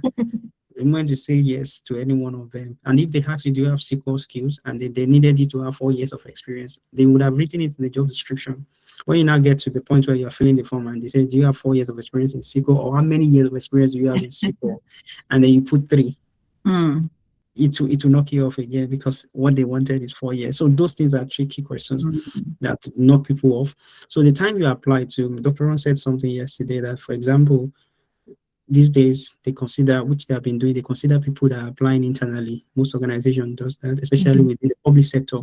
So while they place the role out there, they might have somebody they are considering already inside, or there are people who already applied, 2, 3, 4 people within the NHS or within the organization that is looking into the role, but they just have to, advertise it. So already they've taken off 3 positions, and if they need to shortlist, let's say 10 to 15 people, now you have only 12 or 7 left. Now, 100 people have submitted CVs. Because sometimes, to be honest with you, when I post those things, I ask myself, what are you doing? Because a lot of people will apply to the role. So I already know that not many people will get it. But, well, let me just send it regardless. Maybe someone who applied late might still get the opportunity, because 100 people applied doesn't mean 100 people qualified, isn't it? So, however, if you apply on time, it will increase your chances. Because if your CV is good, but you applied late, they've shortlisted before they got to see your beautiful CV, which is the danger of waiting to tailor CV before at the end of the day. You're waiting to finish your work. So you have to apply early. So right now, what you're going to be doing is to apply on time and to make sure you're using the right CV that matches. So that's why I say leverage AI. There's something that changes it for us, and I don't think many people have that. I'm going to share it with you on this call because we are still here. It's what we call elaborate CV. It's not something that people hear a lot. Have you ever had to take a copy of your CV and explain everything you did on each of the bullet points line by line? Where you typed everything, like in this one where I did this, that 2 lines that you wrote before, you now explain it to the point that is now like 10, 20 lines. This is you just actually trying to pull down your thoughts, because those are the questions they ask you at interviews. When you said, I analyzed the data, I built Power BI this to do this, to take the business that recorded this or resulted into, yes, you said it. But when we get to interviews, we'll be asking you under interview conditions. If you have done it before, there's tendency that you even forget it. Now, if you have never had to explain it yourself, you will struggle to even remember. And that's how they start to judge your confidence, because they will think you don't know it, or you have not done it, or you're not confident about your skill. Meanwhile, you've just forgotten, or you've not been made to do this before. So that elaborate CV is something we use at LCFA. You explain yourself. So I built a Claude engine that question you, it will interrogate you. One of them using it a few days ago said, Claude, want to kill me? Because to question you to the last degree. Explain to me, how did you achieve this result? What was the number? How did you come about this number? Because people don't even explain how they measure that thing. I increased the profit by 10% or 20%. Tell me, what was it before? What was it after? How did you come about this particular thing? Those are the things that people don't explain. And this is where the story lies. So you go into interviews and you're still reading that 2 line bullet point. That's not what we want to hear. We've seen it on your CV. That's why we called you. But we want you to come and use your mouth to explain to us. And your explanation is how we're going to tell if you're telling the truth or not. So if you have done that, now imagine you have a CV, the normal 2 pages CV, and another elaborate CV, which is like 8 pages now. You put them into your Claude. Now you have an interview coming. You just copied all the job description and the requirements, put it there. Claude is building you another CV. It's taking firstly from your normal CV. And if it can't find something that matches there, it goes into your elaborate CV. See your explanation that looks like it, but you didn't explain it like it. It helps you to carve it from that particular one and plugs it back into the new CV for you. So whatever experience you have is what it's going to use. If by chance you don't have that experience, that's part of the prompt that is there. It will then ask you, I can't find this thing on your CV. And I can't find it on your elaborate CV. But I know it's one of the requirements. Do you have it? Do you by chance do anything that relates to this? It will even give you things to think about. Maybe you might have done it, but you didn't think about it. Then if you have, it will tell you, type it or add it to it, and that's it. So you have like 80% match. That's your ATS system. This thing is something you can do within 10, 15 minutes, and then you submit the CV, and that's what happened. You start to get interviews because you are now applying on time. and you're using a CV that matches, and you can guarantee that when you go to interview, you are confident because you explained everything on your CV before you even start applying for jobs. What's the point of taking a CV that you can't explain to interviews because you just want to match it? And then you get there, you are trying to rack your brain to remember what you did or fabricate a story because it's not genuine, you know? So if you can fix all of that, I think there's guarantee. So already that Claude system asking you those questions, that's already interviewed you. Do you get? So you have gone through your first phase of interview already with Claude, those asking questions. And that's also one part of the problem. So you know, if there's anything that you yourself will discover that you do not know very well, then you know that you need to go and deal with that part. Have I forgotten or I actually didn't do it? Then you have to go and fill the gap. And those are the things that changes the whole thing for us. So we are genuine about those things. I don't fabricate series, I tell people. So if you can fix all that, then we'll be able to tell. But speed this time around and strategy is all you need. You need to look at what is unique to you and that thing that you know that consistently you have built, the path you have built for yourself, okay, over the years, and just let your data skill make you unique for that particular domain. So you niche down and you have data on top. Every time you come into the room, they know you're a different person. She has this domain skills and she has data added to it. And then when you start to speak, they can tell that she is experiencing it. Do you get the point here? So if you can have that, I think it will increase your chances. Otherwise, it's going to be struggles, you know. Yeah. Talk about this. Yeah. Thank you. Amazing. Thank you so much, Dr. Victor. That's supposed to be the last question for the night. Am I still seeing? I already said final question for the night. Okay, just this question, guys, because this is already like about 4 hours. Final question for the night. Final. Okay. Over to you, Adekunle. Okay. Good evening, everyone. Good evening. Yes, I'm Adekunle. I didn't want to ask this question before, but I think what Doctor was dropping really. Where are you joining us from, please? I'm joining from Canada. Amazing. Right? Yes, I'll tell you that I've been in this data world, been searching, I think, for over 2 years in the UK. I did trainings in the UK. I didn't get a data role. Do you understand? When I came to Canada, I took trainings again. Seriously speaking, from my experience, right, he's actually dropping gems. When you say gems, because I understand what it is. Here and even in Canada, it's even extremely. I didn't get a single data interview. Okay, I got 2 data interviews, right? But when I got to Canada, I found out that you need to use ATS, right? That is one extremely important gem.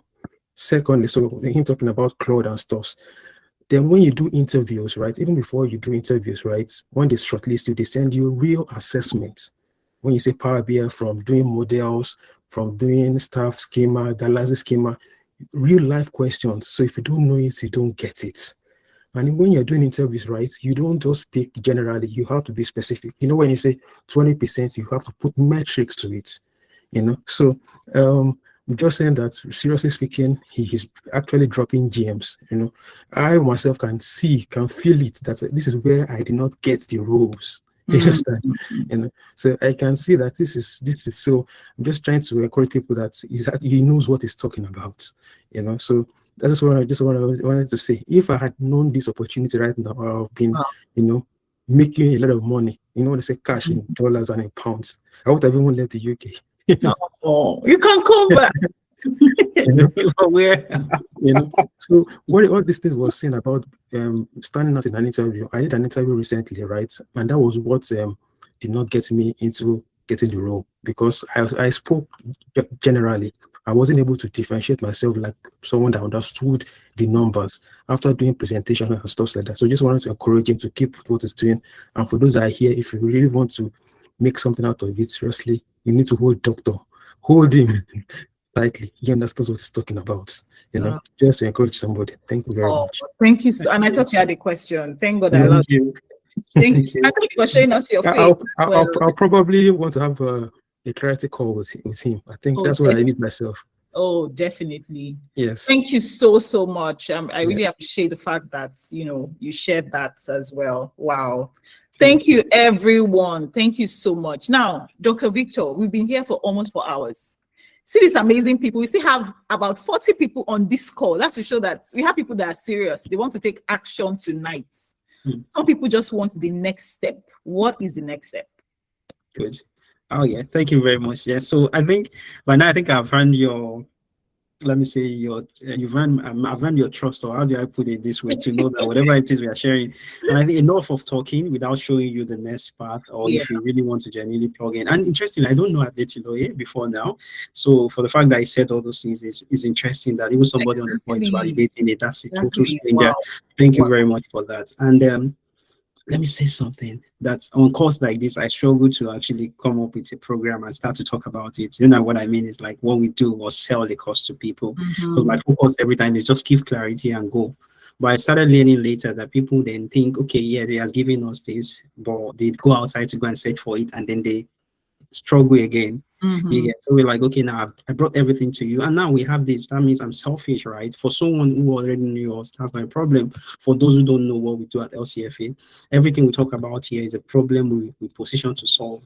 Okay, we have 3 different programs at LCFA. I'm going to share my screen that solves each of these problems. Okay, and again, it's okay if taking value from this call. I think you owe us nothing, to forcefully say you want to join the program. But if you think this is for you and you want to solve this problem once and for all, I'm telling you on this call, we have not at any point promised anybody sponsorship or guaranteed the job, but we'll tell you we know what to do to get it done. Do you get the idea here? If you put in the work, you'll get the results. And then obviously there's a place of grace, prayer, luck, and all those things. And then that's effort. So this is LCFA's page for those looking at us for the first time. And if you see, we put approximately. Meanwhile, somebody came on the call earlier and she said she got her own within 2 months. I know somebody who got his own within 3 weeks. I know somebody who got it within 1 month. And I know some people who had to stay a whole year to get it. So when I'm talking, I'm not sugarcoating. I'm telling you, it happens for people at different times and different situations. Okay? So many factors. The NHS one that we talked about earlier, sometimes there are internal factors to these things. There are things that are happening that you don't know about. Sometimes there are things you need clarity on. Sometimes it's the job market. It's just very serious. And this time of the year too, you need to know the job market as well. There are seasons where the market is quiet. There are seasons where there are more opportunities. The location you are, your visa challenge, so many things that affect this thing. So different time for different people. But if you genuinely want to solve this problem and you've been hearing us speak, LCFA came to block this, to fix this gap that we've been talking about here, and it was built based on experience. The school that you attended, the boot camps you have gone to, actually left that gap. Chekwube said it earlier, the school was not created to give you jobs. Honestly, it was just a bait for you to come in. And here we need to figure it out. It's working and it's happening, but only for the few that are able to ask questions and plug into opportunities like this. Interesting, we've not talked about AI since it's part of the bonuses that we give at LCFA, things that you get to learn. Only that one said something, say you are in a room with professionals. Now imagine all the caliber of people that have been talking since getting into that room. Those are the kind of people you meet there. So you're in the room with the same people who have brains, who have built experience. So nobody is dragging you down. You are competing do you understand? You are like coming together to build something massive. So it's a community that is strongly invested in people, and we want your growth. Now, work with different people. You can see on my profile. These are places where our alumni or people that have been to LCFA as well. Interestingly, let me tell you, some of them are still coming into meetings because they love to be in the meeting. They want to share something or even gain something. Even manager says, I don't want to miss the meeting because there's something I'm gaining, myself included, because I'm learning and improving my skills even while they're in the room. So yeah, and this is it. We said it earlier. Why are smart people, getting stuck? Because of the rejections. Why? You go after tools. We've said all these things, right? And then different testimonials. For some people, this is a finance person, a professional who actually studied accounting in Nigeria. Even she did masters in the UK and she got her home within a month. That's Rachel. You can search for her on LinkedIn. The second day, great you hire. How do you call it? That's right. This is him here, and he studied also. He's a chartered accountant. He currently is an automation engineer or a data automation engineer. He started already working in the bank for more than 15 years. He's one of our managers here, and he's doing currently well in the UK for himself as well. So you meet brilliant people. This is Dr. Paula, who came from pharmacy background, and she's already working within the public sector here. So it's a civic work in this fintech space. So you can count a lot of people. Damola and the other people are not here, and several people that we have not bothered to put here. So yes, choose the path that fits your timeline, support needs. Okay, depending on what we've been talking about since when we started, there are different paths to those things. LCFA has 2 major programs. This last one is just a combination of the 2. For so many people, this seems to be the most popular program, what people really go for. Okay, the bootcamp is for beginners. You're starting, you want to switch career, or you have been trying to figure out your path. You know Microsoft Excel, but you don't know these other tools which are needed in the UK. SQL, Power BI, Python. This is a place where you go, you get drilled. Very small class, a class of few people, 5 to 10 people maximum. You have managers, you have tutors that are ready to take your question. So you can see the way we are patient on it. This is the way it happens there. Everybody, so we are answering your questions. 8 weeks, you are good to go. You solve all this problem. Aramide got a job just straight from finishing from the boot camp as she just entered the accelerator program. So it happens there, but this is just to solve the two parts and the beginner part from you. What takes you to the advanced stage as well. Now, after that, you now need to gain proper experience. You need to learn the positioning. So in the boot camp, for anybody who cares about, knowing what it is, for 8 weeks, you are willing to commit 8 to 10 to 15 hours per week live, and then we record every calls. It's just 2 times a week so that you can have enough time to catch up and to go over it. You're being given tasks to do every week, apart from what happens live. So if you're a true beginner, you're a career switcher, you know Excel, but you don't know the other tools, this is where you want to start from.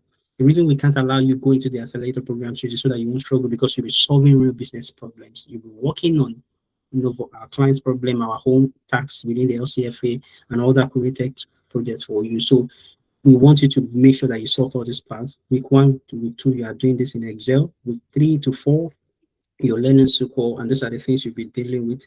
Week 5 to week 6, you are dealing with Power BI. And then week 7 to 8, Python. For those that have been running from Python, Python is a simple tool. The problem you've been having is that you were taught wrongly. It's the person who taught you, just like people they're scared of learning mathematics. Yeah, mathematics is not tough. You actually had a bad teacher, or maybe you didn't like it. So yeah, the same thing with Python. If you are struggling, you've tried to learn it, this is the place you will solve that problem. Anyway, it's needed, because those are the little things that will make you stand out within the industry. And all the things you'll be learning, just not tools. I mean, you'll be using them to solve this kind of problem. So if you are used to this thing, you start to see revenue growth, seasonal trends, all things like this, stock out over stock rates, you calculate, all these KPIs are things you'll be dealing with. So you understand sales growth rates, repeat purchase rates. If you're in business retail, you understand market share, customer lifetime value, and things like this. These are the things they need within the business context within the UK. Okay, so you need to actually solve problems that makes you do them. So your analysis will perform all these things, including forecasting.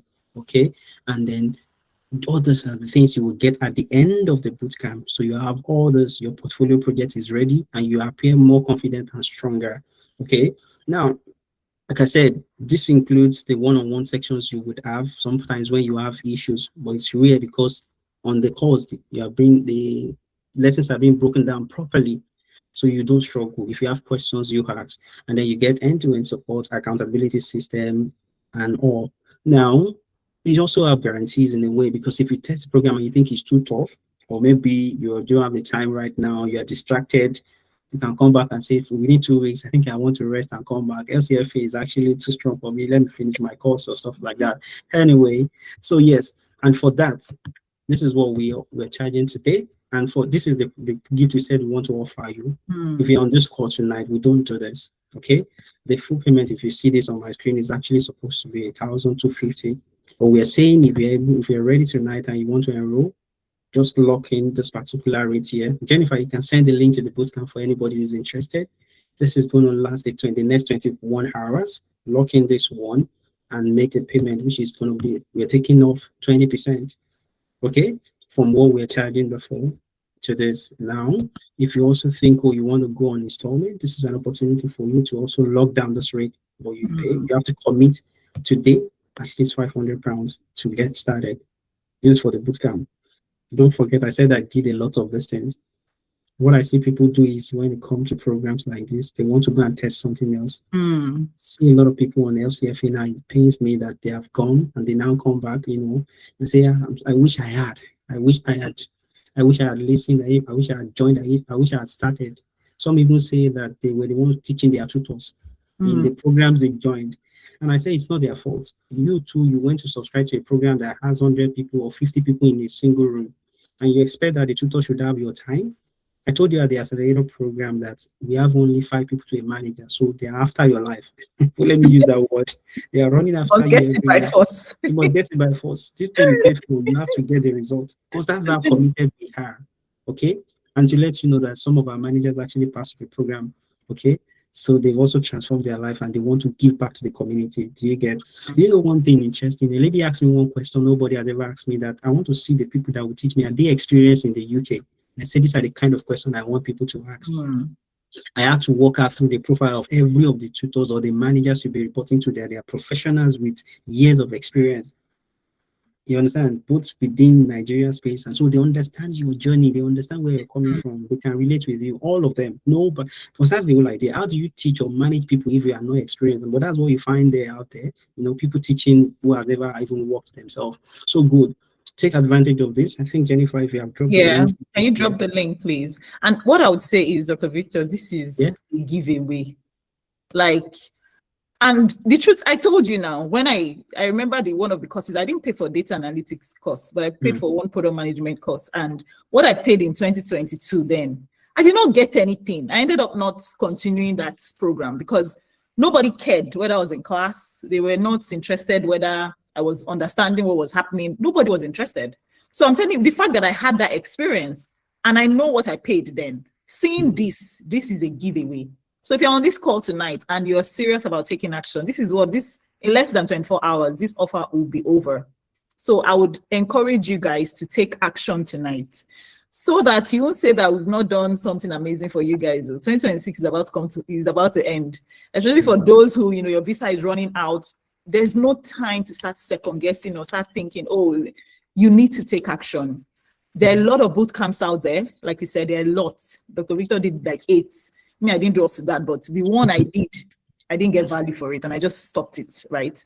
And me, I will not attach my name to something that's, because it's my credibility, right? So because first of all, I saw that genuineness. Dr. Victor wants to help people, especially because he has been there. I also have been there. I know what it is to be stuck in a place and you don't know how to leave. And that's why I really want to help people this night. And, I had to speak to him to say, you guys, this was not the original price. Let me just tell you that one and let me bust your brain. But I had to speak to him to say, you know what, please, people are going through a lot in this UK. It's not easy. Can you please reduce the amount? It was not 1,250. And that's why I said it's quality over. We're not looking for everybody. The few people who are ready to take action. And that's why I said, okay, it's supposed to be less, from what it was, let's move it to 1,250. And tonight again, it still reduce the amount. So if you're here and you're listening, you're still here till now, that means you know that you need this. And so I would encourage you to take action tonight. Sorry, Dr. Victor, over to you. Yeah, I just remember somebody is asking a question for someone already a data analyst. I'm just going to answer that with my next screen. Currently, and I wish to switch, but struggling to get a new role. What category do I fall into? Yeah, because of your case, I know it's unique. The accelerator program, because what it is that it's either positioning or experience, and those two things are solved within the accelerator. If you're currently in a role, I've seen people like that. They were lucky to get one, and then they never got another role even after that. The accelerator program is for you. The thing is, the experience you have is either the market has moved and you probably need to rearrange it or position it well, or then you need to understand the visibility game here and then how to prep for interviews. That's another thing. So all that are things that comes to the accelerator program. So I'm just going to share my screen quickly on the accelerator program, which is the next thing. For everyone who's been talking about, yes, they've been doing boot camps, they've built years of experience in Nigeria, the school year, did a master's, MBA, and stuff like that. So you kind of have some, if you know you have touched SQL before, you know Microsoft Excel, because if you go for interviews, they will give you sometimes 50% of the interviews will give you tests to do, either take home or right there. You need to have mastered those tools. Now you are solving real problems. So for those ones that lack experience, this is where the experience thing stops, where you say, oh, I don't have experience, UK experience. I struggle with that at all. So we created an opportunity. Vividex and LCFA is working together. Every project that comes from LCFA and Vividex as consulting, our interns at LCFA, those on the accelerator and work experience program are solving the problems. Okay. And if we created even problems within LCFA as well, and also our web analytics, as you are visiting, the data is being trapped. You sit on that analysis as well. So there are experiences you can speak of at interviews, and you can have Vividex on your CV as a place you got experience. I don't want to share my screen right now. I think I have a reference to fill for somebody who secured a role last week. That's part of the that's part of the game I love when I'm trying to fill reference for people. So good. What's the accelerator program all about? I'm going to break it down so that you can see. You see, if you've been in the UK, this one is a massive one. Have you ever seen a program that offers you a whole year of support? You know, this support includes the fact that you're on the job. Oyindamola got a job 2 months. It doesn't end there. I said it earlier. Even within 2 months, she's still on a roll. She can still take advantage of the whole accelerator, come into the meeting, continue to work on what she's working on. That's what she said. She said, even though I've secured a role, I want to continue to work on the things I'm working on because I love them and they're building my experience, you know. Also, you're working on the job and then you're coming to bounce ideas off your manager and us. They say, this is what I'm working on. I need you. So we are holding your hands not only to secure a role, but even after you secure a role. So good. So what is it about? For 6 months, that's the bargain initially, to say that within 6 months, we know the way it has been working that most people secure their roles 3 to 6 months, and we see that it happens earlier, 2 months, 1 month, okay? But even if at all, by some reasons or by certain things, it's extended, we are still supporting your journey. All you need to do is to commit 8 to 12 hours per week to work on the tasks you're being given. You'll be assigned a task. Every month you have different tasks to work on, okay? And it's continuous. Some projects will stretch beyond that. Okay, that's where you start to learn different project management methodologies. You start to break things in sprints. You have managers you're reporting to, team members you're working with, stakeholders that will question your analysis, or meetings where you are presenting your work to build your confidence. So that when you go for interviews, you are fluent, you are flowing because you have been questioned, you've been saying these things over and over again. And then you now book one-on-one sections with us where you and your managers every week, you can have a section. So you have that support and accountability. And with me, before you go for interviews, I will look at your CV, we'll build it together, we'll build your LinkedIn together, we prep for interviews together, we do mocks together. You go for mock interview rounds where people who are already currently interviewed will come into the room and share their experience of what they got at the interview, what are the questions they asked them. There was a week at LCFA where we had 4 people who had the civil service interview. All of them got interviews at the civil service. I had to put them in the room and I started prepping them together. That's another thing, preparing them on what to look out for so you can get all those kind of opportunities. And don't forget the caliber of people there is not for everybody. So if you think LCFA is for you, so now all those things happened, and you can see the breakdown here. Work experience starts from week 1. For the first 1 month to 6 months, you are working on real stuff that will stretch you. Then from the second month, because after 1 month, you must have built something that we can now start to weave back into your CV. You can see we did not start building CV immediately, not because your CV is not good, but I need something I can be proud of that you have done beyond the ones you have done before. Now we connect both together to make your storytelling solid, okay? Then the one-on-one support continue even after you have started applying for jobs. You're still working on what you're working on to continue to build your experience. Now we know your experience is increasing. We are reviewing your CV every now and then. And it gets stronger over time to the point where you become so good that they can't ignore you. That's the goal. That is actually the goal. There's no way, if you get better every now and then, there'll be a time your profile will just be so good that any room you get into, they know that, okay, see, let me be honest with you, Dr. Ron is here, he knows. There was a time he sent me a message, interview, they shook. That was right. He told me, yeah, he's gotten that good. You get, there are some jobs I can apply for now because if I do, is that they chase me away. You're like, what are you doing here? Yeah, so you're qualified. Do you get the point? But there was a time I was scared and not confident. I believe I've grown over the years. Do you get the point here? So that's the whole idea. Within that 6 months or 2 months or 3 months, you can tell the difference from week 1. People come in and say, thank you, Dr. Victor, for this opportunity. This is what I've been looking for. So it continues and it overlaps because everything just builds on each other as we go on. So what you actually do during the whole process is what I've broken down to you earlier. You get briefs of what you're going to be working on. You have the deadlines. You have your managers who's going to be reviewing your work. The projects are owned by either within our research space or work within LCFA or our clients. Currently, I'm the head of data analytics and data science for one organization. We are here. It's on my profile if you check me on LinkedIn, and it's a project we are building for the UK homeless people. This project has pushed us into certain things, and now we are needing the help of people working at LCFA to work on it. Those are the opportunities that comes with joining LCFA. So you are even able to be a party to a project that is ongoing.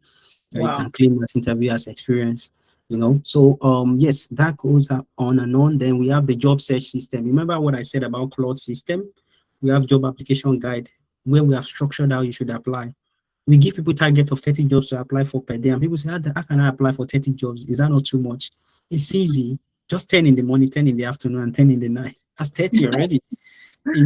And the 10, you don't need to sit down and start to build. There are specific ones that you need to sit down, like the NHS, where you have to write your supporting information. You don't need too much. Okay. 5 of that is okay. Easy apply on LinkedIn still works. Then the other one that goes to the website, all you need to do is to use the system and the timing. Then we'll teach you how to follow up interviews. I mean, how to follow up recruiters.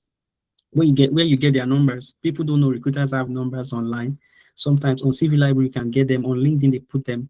And when you call them, it positions you as a confident person. People don't know that when you reach out to recruiters, they prioritize you sometimes. Okay. So those are the things we teach you, accountability system that helps you to see how you are applying for jobs and you are recording them. And this continues with support. And as interviews are coming in, your LinkedIn profile is also getting more solid. We show you, we give you content template as well, give you an idea of what you should start posting and talking about to, to put your profile out there to become more visible so that you solve the visibility problem. The confidence problems is being solved as well. All right, all of that happen. Again, you've seen this just before. And let me say this before I continue in the bottom, just to make sure that we are not getting confused about what this is for. Okay, LCFA is not for everybody, and the accelerator program is not for everybody. This is for you if you understand SQL. You have built a dashboard before, so you can use Power BI, you can use Microsoft Excel. If you have not touched Python, it's okay. It's something you would learn on the job. That one, you can solve it with you. But if you have not been exposed to SQL, you might struggle. If you have not been using Microsoft very, very well, it's a lot of struggle for you, Power BI, so it's not for you. But if you have sorted those things, if you lack those things, go to the bootcamp, start from there. And then if you can't commit time to this to get the results you seek, so we won't be the one chasing you, even though we would do, but we don't want to start that. Let's not be chasing each other. Let the chasing come from two sides, so that it will work and you can get the result. If you can't commit 8 to 12 hours, for the next 3 to 6 months, it's not for you. Okay. You can see Oyindamla said she followed the instructions like to the letter. Do it this way, she's doing it. That's why she got the job in 2 months, because she followed.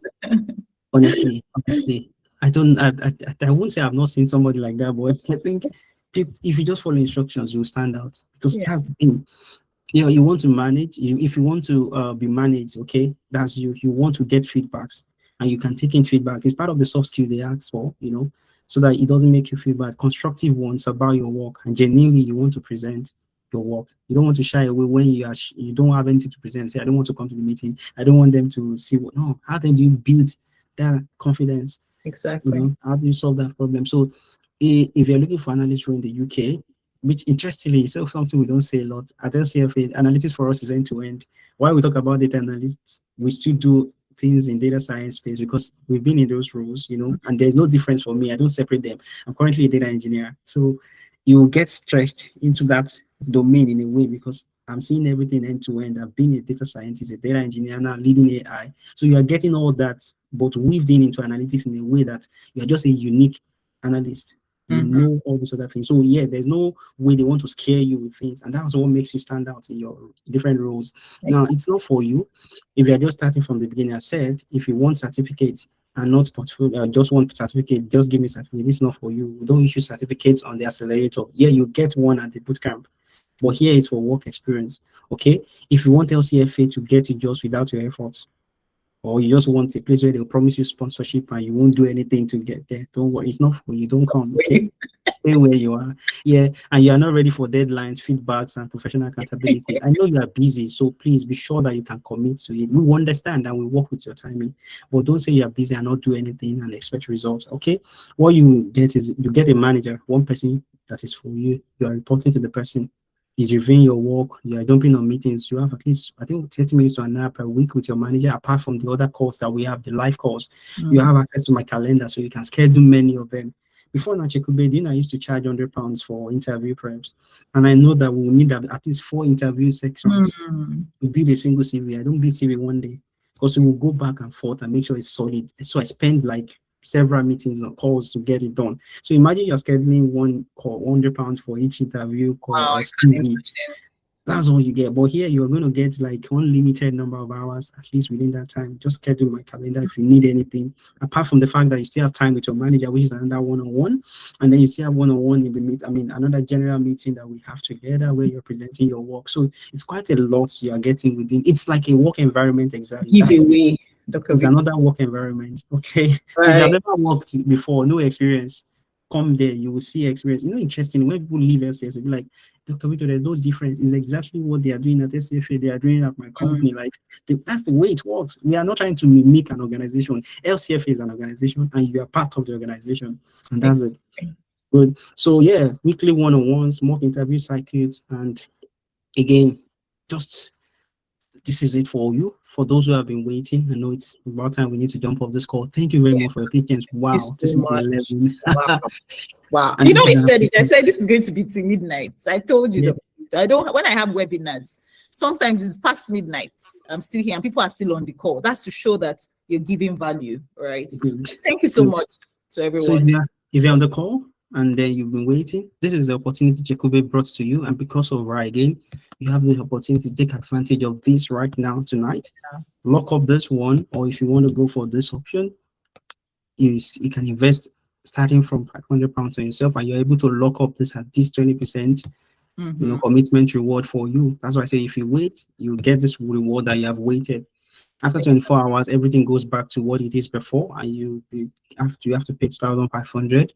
And then yes, for the full thing, it will no longer be less than, taking off 20%. So please, if you think this is for you, this is not to push you away. It's not for everybody. Okay. If you want result and you want real result, genuinely take advantage of this. The links have been dropped in the chat. You can click on any one. Thank you so much, Dr. Victor. And the truth is, this is a gift. Like it's I don't know, it's a lot for this amount. And I'm telling you, I'm a coach, guys, and if you've been following me, you understand. For everything Dr. Victor is giving, for everything you're going to be gaining, this money is too small. And that's the truth. If you have been paying for boot camps, you understand what I mean. If you have done a master's and you just got certificate and they didn't give you did not gain anything apart from a certificate, you understand that this is a giveaway. And I know there are a lot of people on this call, and genuinely they want to jump on this program. They want to take the first step. Or they are saying, oh my goodness, I really don't have this much to spare now. We understand that. We catered for you as well. There's opportunity for you to pay later. Klarna. Dr. Victor, do you want to talk about that? So there's Klarna, ClearPay, that even though you don't have the money today, ClearPay, Klarna can help you sign up today, and you can take your time to pay. So you can see this. I remember in 2024, when I wanted to pay for something, genuinely, I didn't have the money. But I knew that I needed this. Guess what? I used Klarna. And the good thing about Klarna, I don't know about now, Dr. Victor, you can clarify. The good thing about Klarna, at that time, for the first month, I didn't pay anything. Then guess what? After that first month, I still didn't have the money. I called them. That's why I like the UK. You can easily negotiate. I called Klarna. I said, I'm struggling to pay this amount. Can you still give me another instrumental payment? They've given me instrumental payment before. Can you still give me another instrumental payment? And they did. And I paid that thing within six months or 7 months. I stretched it, right? So don't say, oh, I don't have the money today. If you remember the greatest steward, Mr. Kehinde, he said, if you guys have watched that video, he said he had to speak to his wife to say, you know what, this last money, imagine working in warehouse. Mr. Mayowa is here now, with his people. It's hard to do that job. That's the only job I didn't do. My friend did it, so I understand. She'll be complaining, saying, her boyfriend is rubbing her feet at night. Hard job. So you can imagine doing that hard job. Mr. Kennedy now begged his wife, please, this last money. They've told him you can't work here again. Oh, please, this last money we've gotten here. Let's use the money to go and pay for LCFA. I can't imagine it would have been so hard for him to make that decision. All right. But he took that step. Guess what? He started as an intern in LCFA. He's a manager now. He didn't only get his job, right? He's now a manager helping other people because he saw that, oh my goodness, this works. He brought his friends, all of them got their results. And now he's a manager in LCFA. So you guys, you don't miss this opportunity, right? The reason why I spoke to Dr. Victor, I said, please and please, let's reduce this for so many people. A lot of people, they need the help, but they might not have the money. And that's why you're having it tonight. But in 24 hours, guys, I'm sorry, I won't be able to help you after 24 hours. We've talked, this is the best we can do because of the value that we are offering. So, Dr. Victor, I don't know if you have any final words. But before Dr. Victor, last card was how he described it. Exactly, Mr. Kennedy, it was his last card. Okay, Dr. Victor. Good. Thank you very much. And like you said, the countdown is on. I think we have. Thank you very much for everybody who stayed to this time and for supporting value. And I apologize once again for everything I said earlier, which is true that we have delayed these opportunities for this long, and we didn't show you the last part for those who knew about us before. And that's a combination of everything. We charged 3,750, and it hasn't changed. It's just for the whole program, and I just had to break it down for those who actually want to do it separately. Okay, for you want to take the boot camp, start with the boot camp. Just stay connected and stay plugged in. If you want to gain this access every now and then, I think this is a thing you need to take action on. I'm also saying this, that you can close your laptop today, or just drop off the call and continue to think about it. And 2 days later, you start to get conflicting thoughts, and then you're done. You're back to where you were before. Then just look at yourself between now and the next 3 months, where you will be if you take advantage of this. Especially those that knows that they don't have much time on their visa. I wish that you don't come back, after that time, and then you're now having the pressure, the visa pressure on you, where you're able to concentrate and do the things you need to do. Okay, so please look at it very well. Is this an investment or a cost on your your career or your life? Think about it, that every time you waste is a time the market is getting tougher. It's the time your visa time is running out, and it's the time you're leaving money on the table. My first pay, I told you as a data, even in Wales, was 35K. I was earning maybe 25K or 23K. It was 10K difference for a whole year. What did I pay to get there? If you think about it, so what I paid was actually small for what I eventually got, which is how you should think about it. It is an investment that will change the whole thing for you. You came to school to study, and the charge is £16,000. That is what you're looking for. All you bought was the opportunity to stay in the UK. And this is what will make your UK valuable. How much more the little thing you need to invest, if you think about it. So I say this not to get into the program, because this is how I do for myself. I invest a lot, just like Chekwube. I paid for that program myself using my Amex card, and every month they were charging me $250. But I got my job within a month. And the job was the one that paid for that. Okay, so it's not about affordability here. Whatever we want to really do, we'll do it. Yeah. And that's the thing, yeah. So you need to think about it. And that's all I have to say. Take advantage of everything we've shared anyway. Yeah, exactly. If you need to. Yeah. Like you said, it's not about for people to come all the way from Nigeria to the UK. You think they of course they can afford it, right? For you to come all the way, all the thousands of pounds you have invested already, this is tiny. This is a tip of the iceberg, right? Guys, the truth is, I always tell people, investment in self is never a waste. Investment in self is never a waste. And some people might be thinking, oh, I booked a call. I want to speak to Dr. Victor first. Amazing. Even if you speak to him after this 24, if your call is not scheduled within these 20 hours, if you decide eventually that you're going to get, enroll in the program, it means you have to pay the exact amount. So I don't know if you guys understand. If I said, oh, if I know some people have left the call, to say, I'll go and do a free call with Dr. Victor. Okay. I'm not going to beg Dr. Victor again on anybody's behalf. This is the final. After 20 hours like this, you will not pay the main money. So if you're here and you know genuinely in your heart of hearts that something has to change, you need to take action. Take action, right? So I don't know, somebody's asking a question. Yeah. So who is the first person? Let's know the first person that has made a payment. Has anyone secured his or her slots? Share with us. If you have secured your slots tonight, share with us. Let's know if you have secured your slots tonight. And the amazing thing is that there's opportunity to pay in installments. So even though you don't have the full money today, there's opportunity to pay installments. So you can even pay the first part and say, you know what, as time goes, let me just take that faith. Let me just, first step. Everything in life is taking the first step. If you have been following me, my journey for the past 6 years, right? The truth is, if I didn't take the first step, if I did not get a coach, if I did not get that clarity, I won't be here tonight with you guys. I can write a book about taking the first step to invest in yourself so that you can actually get to where you want to be. Even this global talent visa that I'm on today, it was because I took the first step. I wasn't waiting for clarity. I took the first step. So you guys, let's know who is the first person to, I think I might even have a gift, a special offer for the first person to secure a slot tonight. A free one-to-one, even I didn't plan this, but a free one-to-one session regarding visa routes, because that's like a big deal for people. My one-to-one session is £150 for an hour, right? But that's going to be free for the first person who takes action tonight.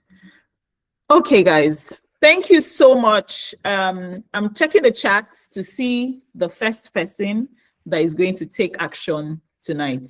And you're going to get free one-to-one session with me within the next few days. Any last words, Dr. Victor? I think it's been a long day. It's been a long day. You know what I was saying? It's going to be 12. I'm sure you thought I was joking. But I was really happy that we're able to answer everyone's question, because that's the most important thing. And like we said, LCF is not for everyone. We don't expect everyone to be on this program. But I hope in my heart of hearts that whatever we share tonight, people can take action, even though they're not going to join, right? If they say, oh, okay, but at least with everything we have shared, take action. If not, it means the time you spent here is a waste, right? So, yeah, Jennifer shared the link again. Jennifer shared. So the boot camp for those who don't have experience at all, no Excel experience, no Power BI, nothing. You're starting from ground zero. It's okay. It's okay. We are here for you. Boot camp is for you. And if you think, oh, I've learned some of these things, right? I just need that work experience, the accelerator program is for you. And you want a combination of both. We have that offer as well. Good. Anybody, or I'll just keep my one-to-one session. It's just for tonight. The first person to secure their slots tonight gets a one-to-one free visa session where I talk to you about how to get the Innovator Founder visa, how to secure the self-sponsorship visa, and also teach you the requirements of how to get the Global Talent visa. Because as we all know, visa is a major deal as well in the UK. Even though you get all your experience and everything and you can still stay back, you need that visa clarity. Going. Oh my goodness. Going, guys. Thank you. Thank you. Okay. Okay, guys. Thank you so much, everyone, for being here tonight, right? Thank you so much. We still have the time, just in case you still want to think about it. We have about 20 hours. This is still up to 20 hours, 20 hours to go.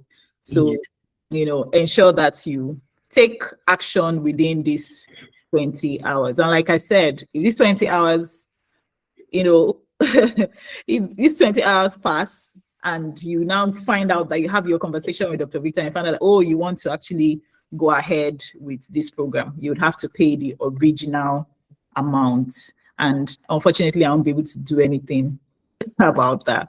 But thank you so much, guys. For those who are here, let's know, how's the session been for you?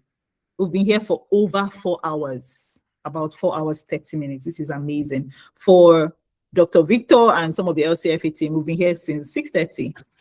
Right? So you can imagine, before you guys joined, we're here waiting patiently, preparing, because we wanted you guys to have an amazing session. But let's know, how's this webinar been for you? Drop it in the chat. Let's know. Thank you so much, Ronald. Thank you, Anthony. Yeah, just the session one. Okay, yeah, please. Dr. Ron just joined your community anyway, so you have a blessing there. Oh, interesting. Oh, thank you so much for joining. Amazing. And he said if you want, you can share the opportunities there through the Telegram bot, because it's Telegram. So you know that one that shares just different job opportunities. Yeah, so you set up something like that, and it automatically just drops different job opportunities within the NHS as they're opening. Oh wow! Thank you so much. Job events and so. Thank you so much. Please you can also ask career-related questions. Yeah. And feel free to. Oh, sorry to cut you short. Just introduce yourself and feel free to drop these opportunities. I'm just going to send for those. I can see a lot of people have joined. Thank you all for joining. Please just introduce yourself, and like I always say this all the time. I'm just the, what's the English? Sometimes English can be so hard. But even though I created this community, I cannot be there all the time, right? Some people expect that, oh, I'm the one to answer the message. I'm the one to, no. I can't, right? But that's why I'm bringing in so many people in this community so that when I'm not there, other people can help others. And the reason why I created the HAF community was because during my time as a student in 2021, I felt so alone, right? I didn't have something like this. I never attended a webinar like I wish I did, right? I wish I attended a webinar like this, but I didn't have anything like this. And so I told myself, I would like to create a community where I can bring international students, graduates who have gone through the process to share their stories, to hold the hands of all those who are going through their journey so they don't feel alone. At the beginning of this course, Stella Osas shared her, story. That particular night, I didn't want to go on live. I was super exhausted. I was tired. And I don't know, my spirit just kept saying, you have to go on live. You have to go on. And I went on live. And that was the first time Stella found me. And she was like, wow, that she has just been so lost. Nobody to ask questions.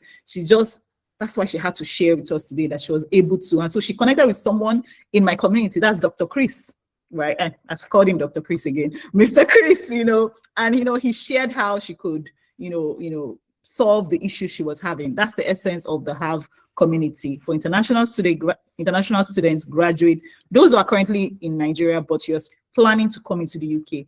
My community is for you. So if you're interested, join us. Thank you, everyone. And thank you so much for being here tonight. Amazing. Thank you so much, Dr. Victor, for all you do. You're amazing.